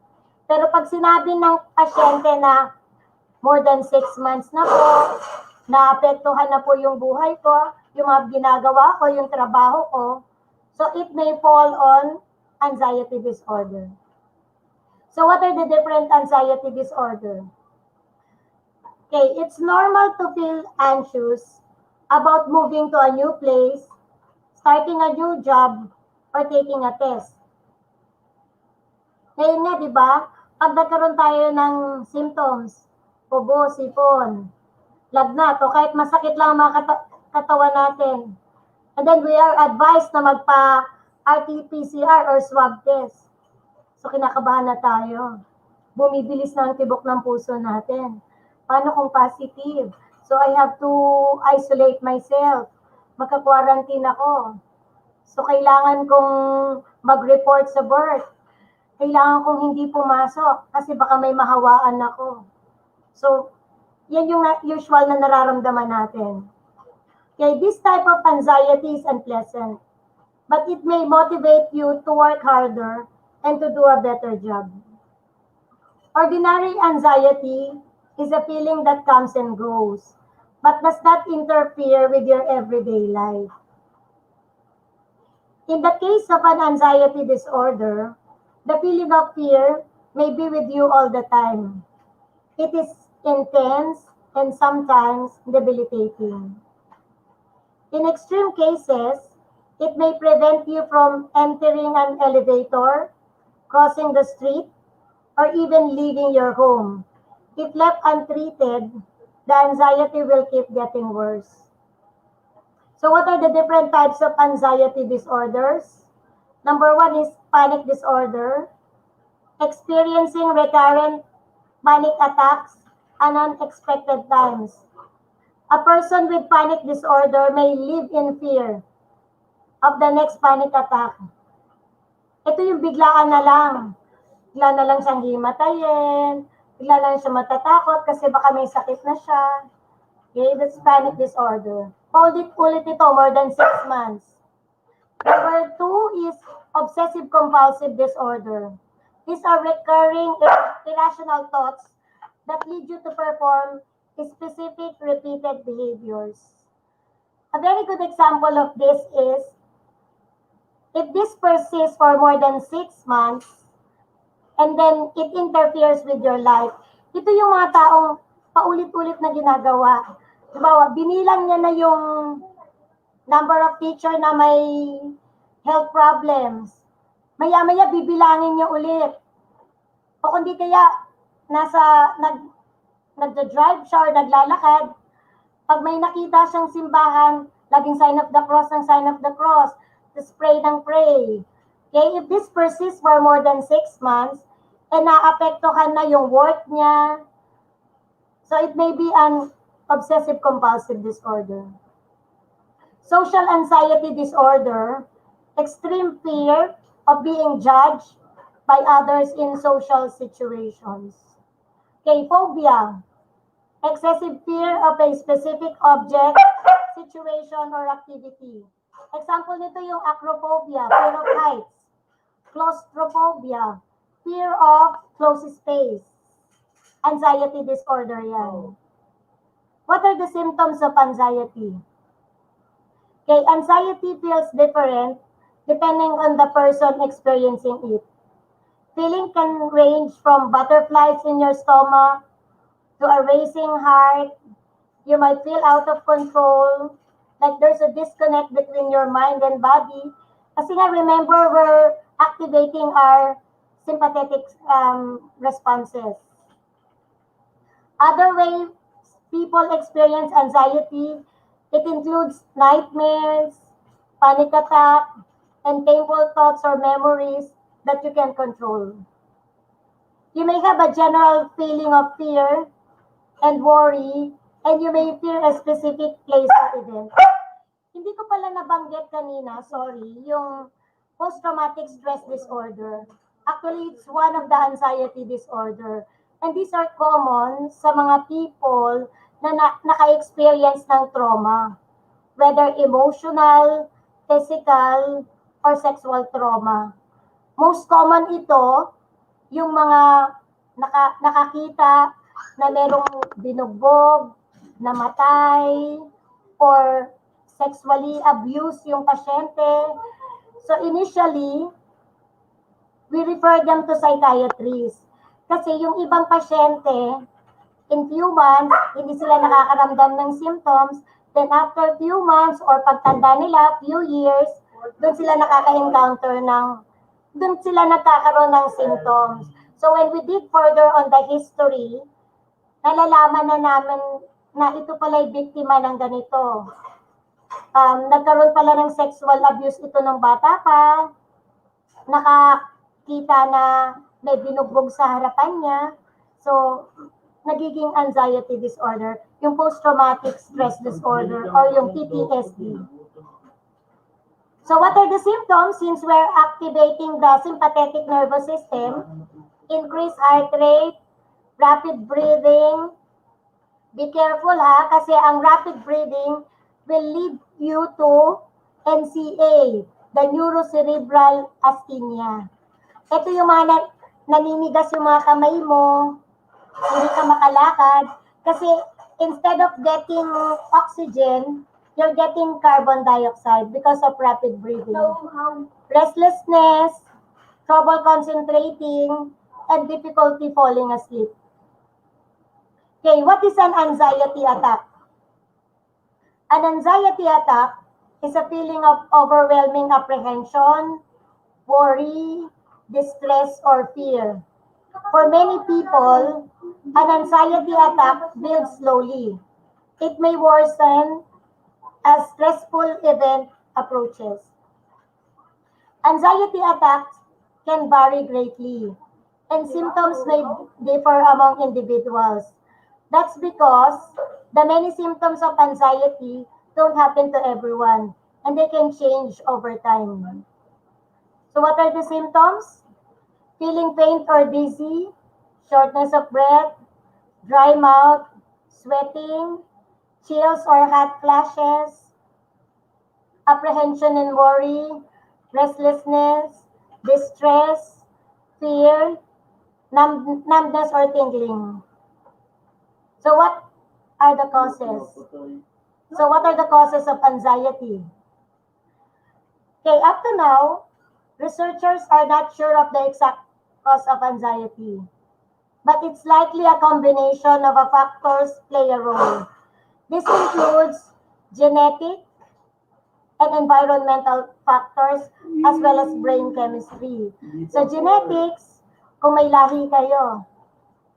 Kaya nga tinatanong namin, meron ho bang may ganyang simptomas din sa pamilya nyo? Nanay mo, tatay mo, kapatid mo, and environmental factors. In addition, researchers believe that the areas of the brain responsible for controlling fear may be impacted. So how to diagnose anxiety? So like depression or other mental health problems, a single test can't diagnose anxiety.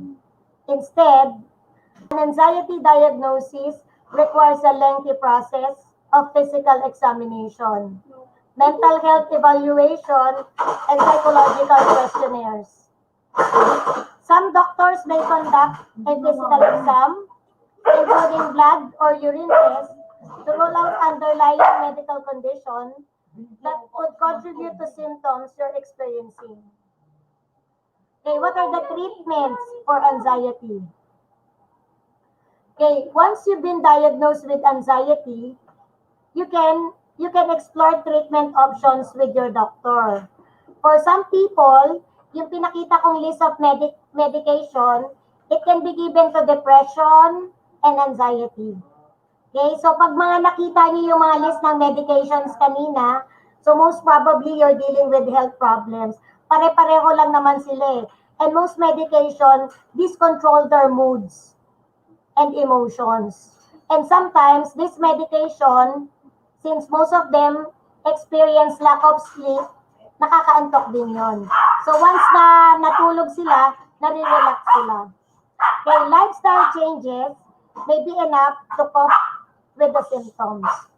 Okay, in moderate or severe cases, however, treatment can help you overcome the symptoms and lead a more manageable day-to-day life. Treatment for anxiety falls into two categories, psychotherapy and medication. Meeting with the therapists or psychologists, actually, aside from therapists or psychologists, psychiatrists ang doctor who specialize on treating mental health problem. Can help you learn tools to use and strategies to cope with anxiety when it occurs. What are the natural remedies for anxiety? Lifestyle changes can be an effective way to relieve some of the stress and anxiety you may cope with every day. And most of the natural remedies consist of caring for your body, participating in healthy activities, and eliminating unhealthy ones. This includes getting enough sleep, meditating, staying active and exercising, eating a healthy diet, staying active and working out, avoiding alcohol, avoiding caffeine, and quitting smoking cigarettes. Okay, so before I end my lecture, meron pong kaming ginawa, yung DASS 21. So this is a questionnaire wherein we can assess kung depressed kayo, anxious kayo, or stressed. Okay, I don't know kung kailan nila ibibigay yon, but it's a good tool for us to assess your mental situation right now, particularly in this stage of pandemic. So there's a saying that there is hope even when your brain tells you there isn't. So with this, I will now end my lecture and thank you. Thank you po for listening.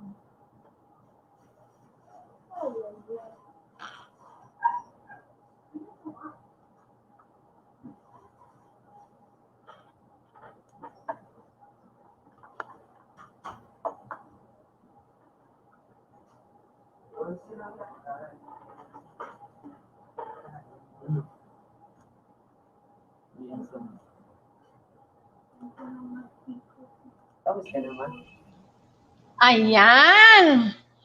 Narinig po natin ang ating medical interventions. Maybe nagkaroon po ulit ng additional tayong kaalaman when it comes to referrals and medical interventions. Now po, sa mga may questions and questions, pwede nyo pong i-send sa amin through this link, www.menti.com. Ang code po niya ay 329-29756. Ulitin ko po, ang link po para po sa inyong mga questions ay www.menti.com. Code 329-29756. So, yan po. Diyan po tayo magsesend ng question. Open na po ang ating open forum. So, may mga nais itanong. Kay Doktora, isasama na rin po natin kay Ma'am Henny. Yung po nabitin natin na questions kanina, ay pwede po natin ulit isend. Yan. So, open na po yung link. Pwede na po. Meron na po ba? Okay. Meron na. Eka, sandali lang po ha. With regards to diabetic person, can stress increase blood sugar due to long work?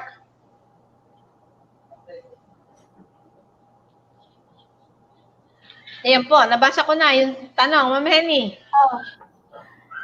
Okay. Ako ba, so regarding diabetes, diba since nai-stress ka nga, it can activate your system.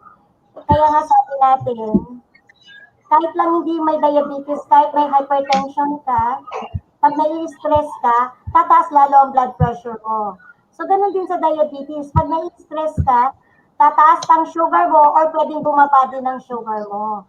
Kaya nga, di ba, relax lang. Huwag masyadong magpaka-stress. And at the same time, inumin yung gamot niyo po. Hindi yung as needed. Pag sinabi mong maintenance, kahit may nararamdaman ko or wala, iinumin mo siya araw-araw unless your doctor tells you not to drink your medication.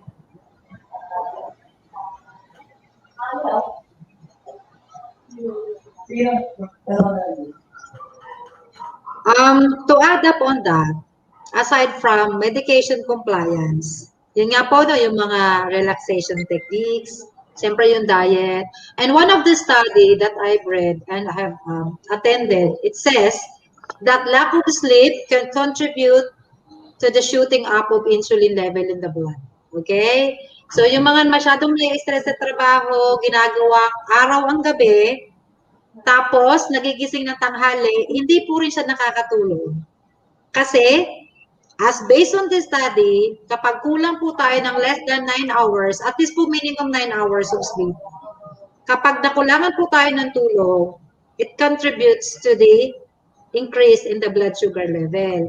So, tama na nagagamot tayo, pero ang problema doon, baka nagdadagdag naman tayo ng triggering factors para tumaas. Magkukontrahan po yung gamot at saka yung ating lifestyle. So, it's also important to commit yourself with the medication compliance, behavior modification, lifestyle changes, yung diet po. Huwag po magpapagutom lalo pag diabetic.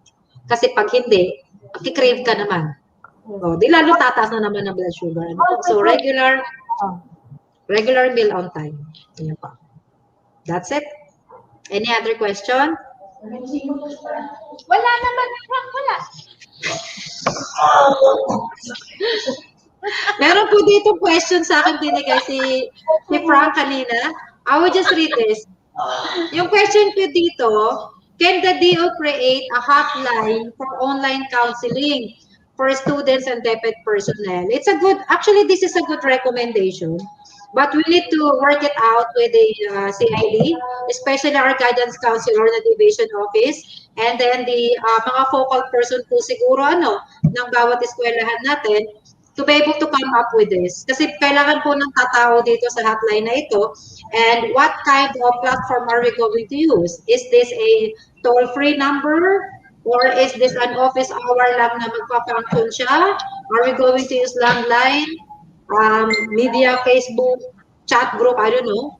So I will raise this concern po I think may bagong project si Ma'am Menchi.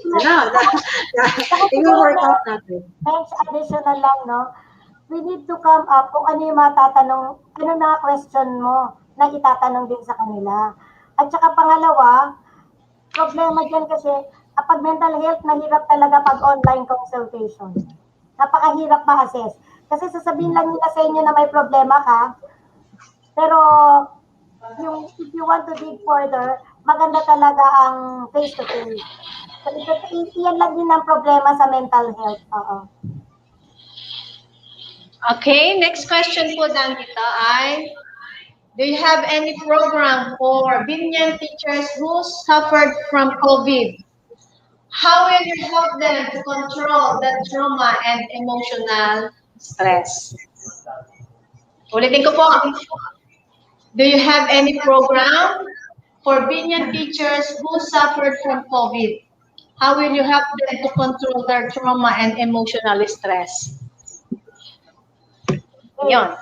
Ang magiging problema din natin dito is regarding yung mga nagka-COVID, mahirap kasi na mahirap po kasi na yung iba hindi nila sinasabi, di ba? Only those person na focal dito sa COVID na to, alam natin. So siguro, to help them also, gagawa tayo ng program, pero we have to deal kung meron ba tayo mababiolate sa data privacy nito eh. Kasi only focal persons na siguro in general na lang natin lahat. Mahirap kasi yung ipinpoint pa natin kung sino lang. Diba sabihin natin, sino ba nagka-COVID dyan? Halika, bibigyan namin kayo ng program. Parang mahirap, no? So siguro in general na lang natin. And yun nga, yung I know, most of them, lalo na nung nag-positive, ramdam na ramdam nila kung paano yung takot, lalo na pag na-quarantine sila, mag-isa, paano sila kakain, sino magbibigay ng pagkain nila. Ramdam natin yun. So siguro, ang gawin na lang natin is a general project or baka for school o kung makipag-coordinate na lang tayo sa mga school heads para Okay, next po. May available po bang psychologist sa ating division? Wala po. Psychologist sa ating division. Kung may available daw pong psychologist dito sa atin. Parang wala po eh. Parang wala. Tapos, wala rin tayong ka-tie up na psychiatrist. So, kung sakaling magre-refer tayo, on their own pocket ang pagbayad. So, paano kung walang budget? Yan yung mga nakikita natin problema. Actually, dati pa naman tayong nakaka-encounter niyan eh. Yun lang, pag na-assess ko, nirefer ko sa psychiatrist, hindi na bumabalik sa akin. So, hindi na natin na-follow up. Pagka pinalo up naman namin sa teacher, o kung sino man, sasabihin, hindi na po pumasok eh. Actually, nag-drop out na po yung bata. Ang problema talaga dyan, siguro, ang hingin natin is yung proper referrals kung kanino natin i-refer. Kasi kagaya niyan, may kakilala akong psychiatrist dito sa Binyan at mahal singil niya. Per session yon. paano kung walang pera yung parents? Walang kakayanan. So, hindi rin sila pupunta doon sa pinag-referan ko. Okay, next po. I think, Nurse Minji, may additional lang ako. I think we have few guidance counselor who undergone such training. They may not be psychologists by profession, but they have undergone some trainings that they can help. I think we can also utilize the committee, Child Welfare Committee, or any committee that is related to students in distress. Siguro po, hindi lang siguro doon sa mga may mental health, that includes also those who are involved in substance abuse, that we can tap those committees in the school na pakikipagtulungan po ng SGOT sa CIT po, na bukod sa curriculum-based naman po siya, we can use that line, that link para mai-refer din po, immediate, I think immediate or initial management by the guidance counselor, which are appointed by the schools. We have very few, pero kahit po siguro pa paano, may makakausap aside from the advisors, kung makakapag-confide sana sa advisor. And then leveling up, depends on the initial assessment, katulad na nabanggit ni Doktora, kung kinakailangan na talaga nila ng additional treatment or management, then we can, through the link system na may kakilala si Doktora or any community-based or government agencies that we can tap with, para may direct referral po sana tayo. Kasi we have very rare case, pero may case. Hindi talaga siya totally wala. So tama naman po na meron tayong nakaantabay na paraan para ma-assistihan po natin ang mga bata, lalong-lalo na yung mga may suicidal attempts and thoughts na severe depression po. Okay, next pong question. Easy to get mad, hair loss, and another trouble to sleep. Ito po ba ay sign ng mental stress? Easy to get mad, hair loss. Pag sinabi mental stress kasi, it's a combination of signs and symptoms. So, kung yun lang yung nararamdaman niya, and pag na-interview natin at meron pang iba, and it is persistent, so pwedeng mag-fall siya doon sa mga disorders na nabanggit natin. So, kung halimbawa, lagi ka lang matinitin, yung pala nagme-menopause ka, so hormonal changes lang yan. Okay? O kundi kaya, nakakalbo ka, may alopecia ka pala. So, look further. So, these are a combination of signs and symptoms na kailangan natin ma-assess bago natin masabi kung may mental health problem siya. Again, we need to go to we need to dig into the root cause. For example, troubled sleeping. Baka naman, upon going to bed, tumira ka ng Starbucks coffee. Aba, di stimulants po yan. Talaga magiging dilat ang mata mo. Tapos, alopecia. Baka naman severe harsh yung environment. Lumalabas ka, sobrang init, walang payong, you're using harsh conditioner or shampoos, at saka sobra kang makatali ng buhok, nababanat yung anit mo. Those are the contributory factors that can contribute to yung loss ng hair or alopecia. And ano pa yung isa? Trouble, yung madaling magalit. Ask yourself, what triggers you to get angry? Kasi sabi ko nga po, diba, for us to be able to combat stress, we need to find out the reason of that stress. Ano ba yung stressor mo? Kasi baka pwede mo naman siyang i-manage. For example, bakit ka ba nagagalit? Kasi wala naghugas ng pinggan. For example, sa bahay, magbigay ka ng schedule o sino dapat maghugas sa umaga, tanghali, gabi. Like that. Or ano pa nakakapagpagalit sa'yo kapag hindi nasusunod ang gusto mo. Remember that not all people behave the way you do. Hindi naman kayo pare-pareho ng ugali. So, sino nga, again, anong sabi ni Epictetus, diba? It's how you react that matters.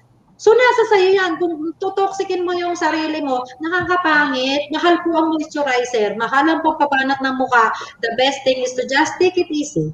Okay? Huwag masyadong tip-tipin at isipin. Kasi lahat naman po ng bagay may solusyon. We just have to sit down sometimes, talk about it, and try to go to the root cause at kung kayang resolbahan to decrease the number of stressors. Okay, next po. How should a person intervene if one of her friends consider committing suicide due to depression? Okay, so Ulit, how should the person intervene if one of his friends consider committing suicide due to depression? Okay. So, Okay. since So, sinabi ko nga sa, kanina, sige, sige. napaka-alarming. Napaka-alarming pag sinabi, pag may mga suicidal thoughts yan. So, ang pwede mo lang gawin bilang kaibigan, emotional support. Pero dapat ma-refer mo na yan sa proper person, sa doktor, para magamot, mabigyan siya ng gamot in order to remove the suicidal thoughts. Kasi totoo po yan, pag sinabi nilang magpapakamatay ako, magpapakamatay talaga yan. So meron akong naging isang pasyente niyan, sinabi niya magpapakamatay siya, na tinake in naman ng mga kamag-anak, binantayan siya. Hindi siya talaga tinutulugan, nagde-decking sila, andun nung nakatulog sila ng sabay-sabay, bigla silang nagpakamatay. Hmm.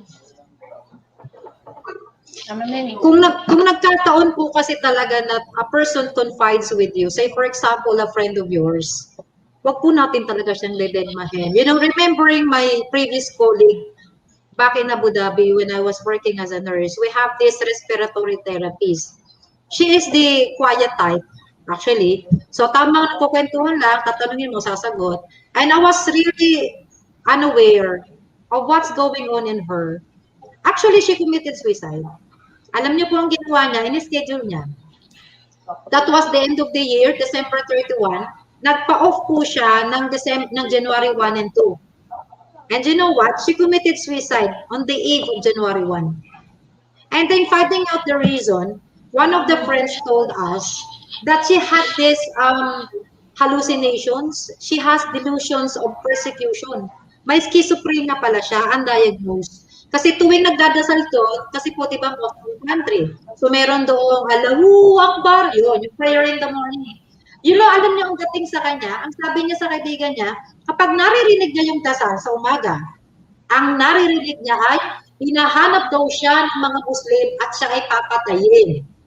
So meron na siyang delusion of persecution. The problem was actually, naririnig na pala ng mga kakilala. You know, Abu Dhabi is equipped with a lot of mental services, health services. May psychiatric ward po doon. Hindi nila pinansin na meron na pala siyang delusion of persecution. You know what she did? She bought Sidex. Yung Sidex is a chemical used to sterilize, to disinfect items and equipments. Uminom po siya ng Sidex. During that midnight of January 1, nagsimba po lahat ng kasama niya sa bahay. So she was left all alone. And she drank that Sidex. So pagdating po ng mga kasamahan niya, bumubula na yung bibig niya. Conscious pa rin siya. Bumubula na po yung bibig niya at nangangamoy ng chemical ng buong bahay. Doon po big deal kapag suicide. So, ang ginawa, immediately dinala naman po siya sa ospital. So dahil kapwa Pilipino, puro Pilipino din po yung mga nurses doon. Kapag kasi po ginawa siyang suicide, wala po siyang benepisyo, hindi may iuwi ang bangkay niya. Hindi po siya iuwi ng Pilipinas at ililibing siya doon. So, sinabi na lang po ng mga nurses sa doktor doon na gawin na lang na medical condition. So, para nakakuha po siya na repatriate po yung bangkay niya, nakakuha po siya ng benepisyo. But this is the thing, I felt so guilty. You know why? Because I was with her on December 31, night shift, magka-duty kami. I really noticed that she was extra quiet kasi mahilig din yung magmerienda. Iyayaya ko yung palagi. Pero that night, hindi siya nagmerienda. Sabi ko, halika kain tayo. Hindi, sige, okay lang. Quiet siya. Kasi I thought she was just on her usual behavior. I really felt so guilty. Kasi may nangyayari na pala sa kanya. Hindi ko man lang naramdaman. Hindi man lang ako naging aware. And then, na-surprise kaming lahat on January 1, she was declared dead. So, too late. Ano? So, whenever you hear that much concern from your friends, please, wag nyo pong dededmahin. That person really needs help. At malay nyo po kayo ang maging kanyang paraan para makaligtas siya sa pinagdadaanan niya napakadilim na pagtahak sa buhay. So, yun lang. Actually, sa aming mga doktor, once we heard suicidal thoughts, that alarming yan, napaka-alarming na yan sa amin yan. Okay, usually talaga, we intervene by giving medications in order for that person to relax. And at the same time, yung iba, inilalagay sila sa kwarto na talagang walang way para they can use any other means. And most common, lalo na pag lalaki, they do hanging. Nagbibiti sila. Sa babae, we have so many means eh. Sasaksak tayo. Bibira sa babae ang nagbibiti. So most common yan sa male. Okay. Okay, next po. In a school community, as a teacher, will you recommend opening this kind of personal conditions to your school head in case there are really supports to be given, or just keep it to oneself? Okay po, isa pa. In a school community as a teacher, will you recommend opening this kind of personal conditions to your school head in case there are really support to be given, or just keep it to oneself? Okay. Actually, di Take ba, the since pot. bago nga po, di ba, bago kasi ang mental health eh. Kaya ngayon lang din natin siya na-discuss. And eventually, ibababa natin yan sa lower level natin. So, ino-orient lang natin sila. And hopefully, marami namang project na nakalaan ng DepEd pagdating sa mga mental health problems. It's very important for the school heads to be sensitive, ano po, and aware.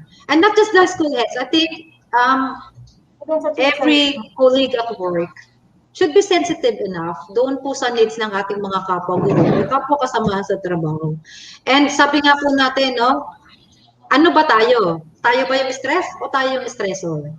At sana, ako kasi nagiging stressor ako sa mga SBP coordinators. Alam ko po yan. Pero, ang wish ko lang, acute stress lang ako, ha? Huwag niyo akong gawing chronic stress. Diba?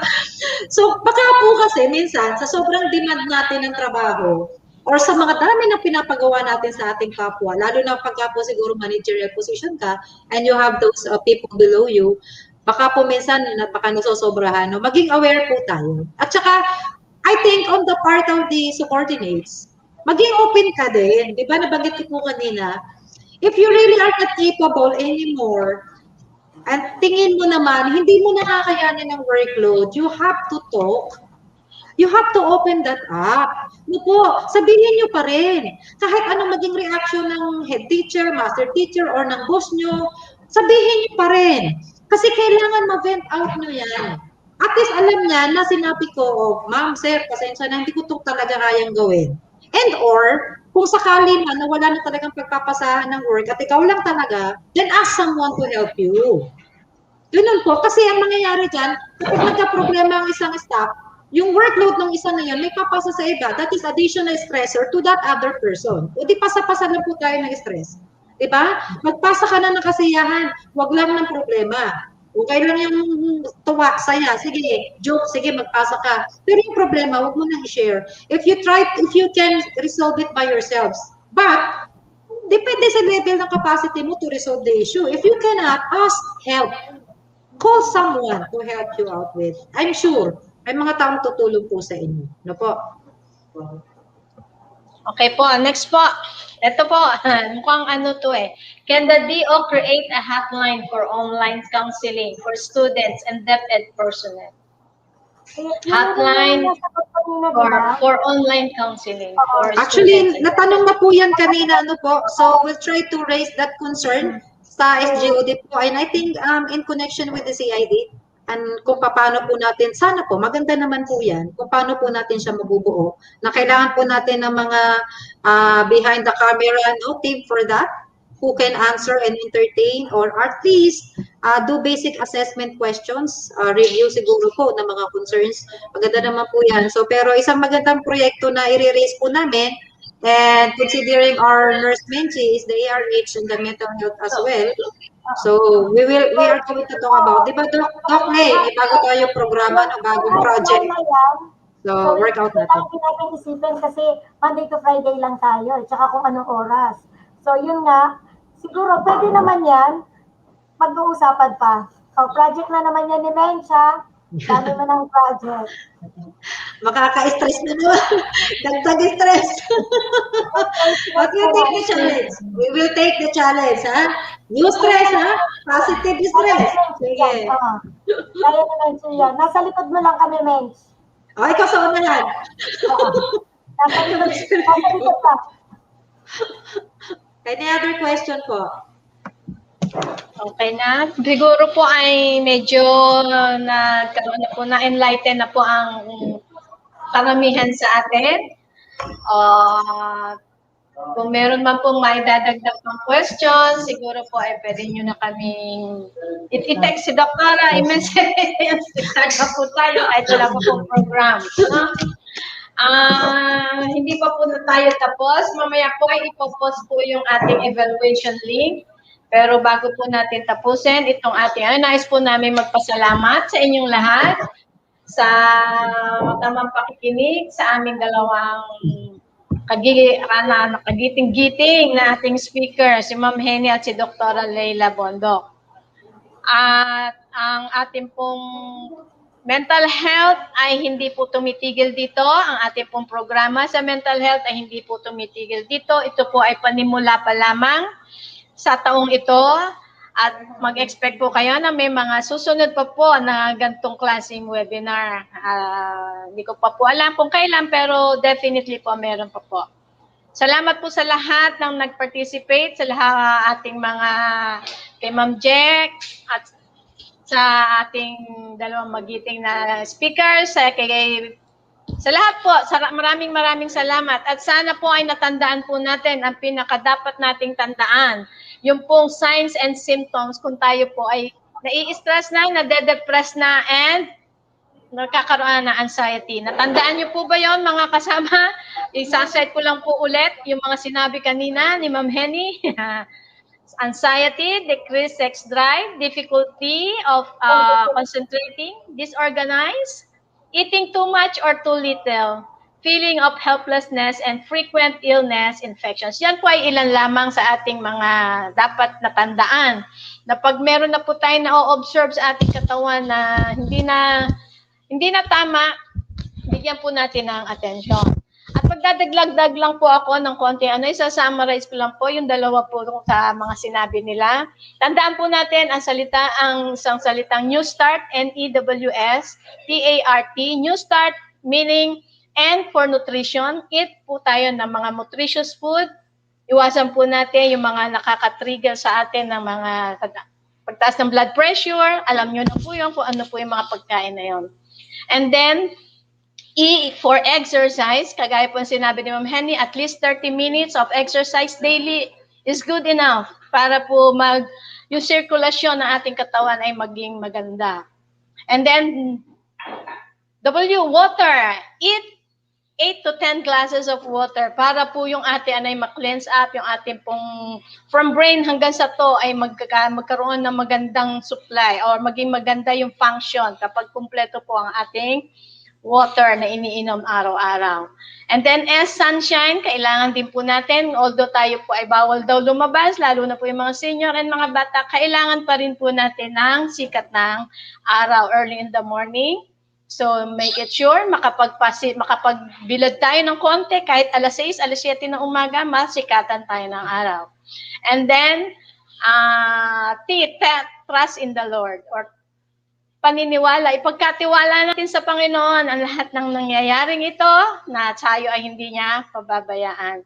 And then, air, sariwang hangin. Although hindi po na tayo nakakalabas ngayon, wala po tayong kalayaang lumabas na wala pong face mask. Kung tayo po ay may bakuran sa umaga, make it sure mag-inhale, exhale po tayo. Lasapin po natin ang sariwang hangin. Yan po ay malaking tulong sa ating lungs, sa ating mga puso. And then temperance, pagpipigil. Saan po dapat tayo magpigil? Sa maraming bagay. Huwag po agad tayo magalit. Huwag po agad tayo. Sobrang galit, sobrang tuwa, sobra sa lahat ng sobra ay masama. So yan po ang aking na-share kahit kaunti, new start po, kumpletuhin po natin yan at rest, kulang po ng Yung rest po, tama po yung sinabi ni Ma'am Henny, at least 8 to 9 hours na rest. Kailangan po at least 10 p.m. 10 p.m. po ay nakakahiga na tayo. Kumpletuhin po natin lahat. At magbibigay lang po ako ng isang verse sa Bible, Deuteronomy 31:6. Be strong and courageous. Do not be afraid or terrified because of them. For the Lord your God goes with you. He will never, sabi yan, goes with you. For the Lord your goes with you, He will never leave you nor forsake you. So, salamat po at ibibigay ko na po ang pagkakataon sa kay Doktora, ang ating pong bagong dentist, ang ating pong magandang bagong dentist na si Doktora Pamela Tamayo. Ayan. Doc Pam! Yes, good afternoon sa lahat. Magko-closing remarks lang ako. We would like to thank for the speakers, our medical officer, Dr. Leila Bondoc, and to our nurse in charge, Ma'am Henny Nacario. Thank you so much for supporting school health section. To Ma'am Edna, Ma'am Jen Surbay, and to those who participated in this webinar, our sincere gratitude. In behalf of SGOD School Health Section, thank you po sa inyo and stay safe. Mag-iiwan lang po ako ng another quotation. You don't have to struggle in silence. You can be unsilent. You can live well with a mental condition as long as you open up to somebody about it. And always remember, you are more precious to this world than you'll ever know. Yun lang po. Maraming salamat sa inyo.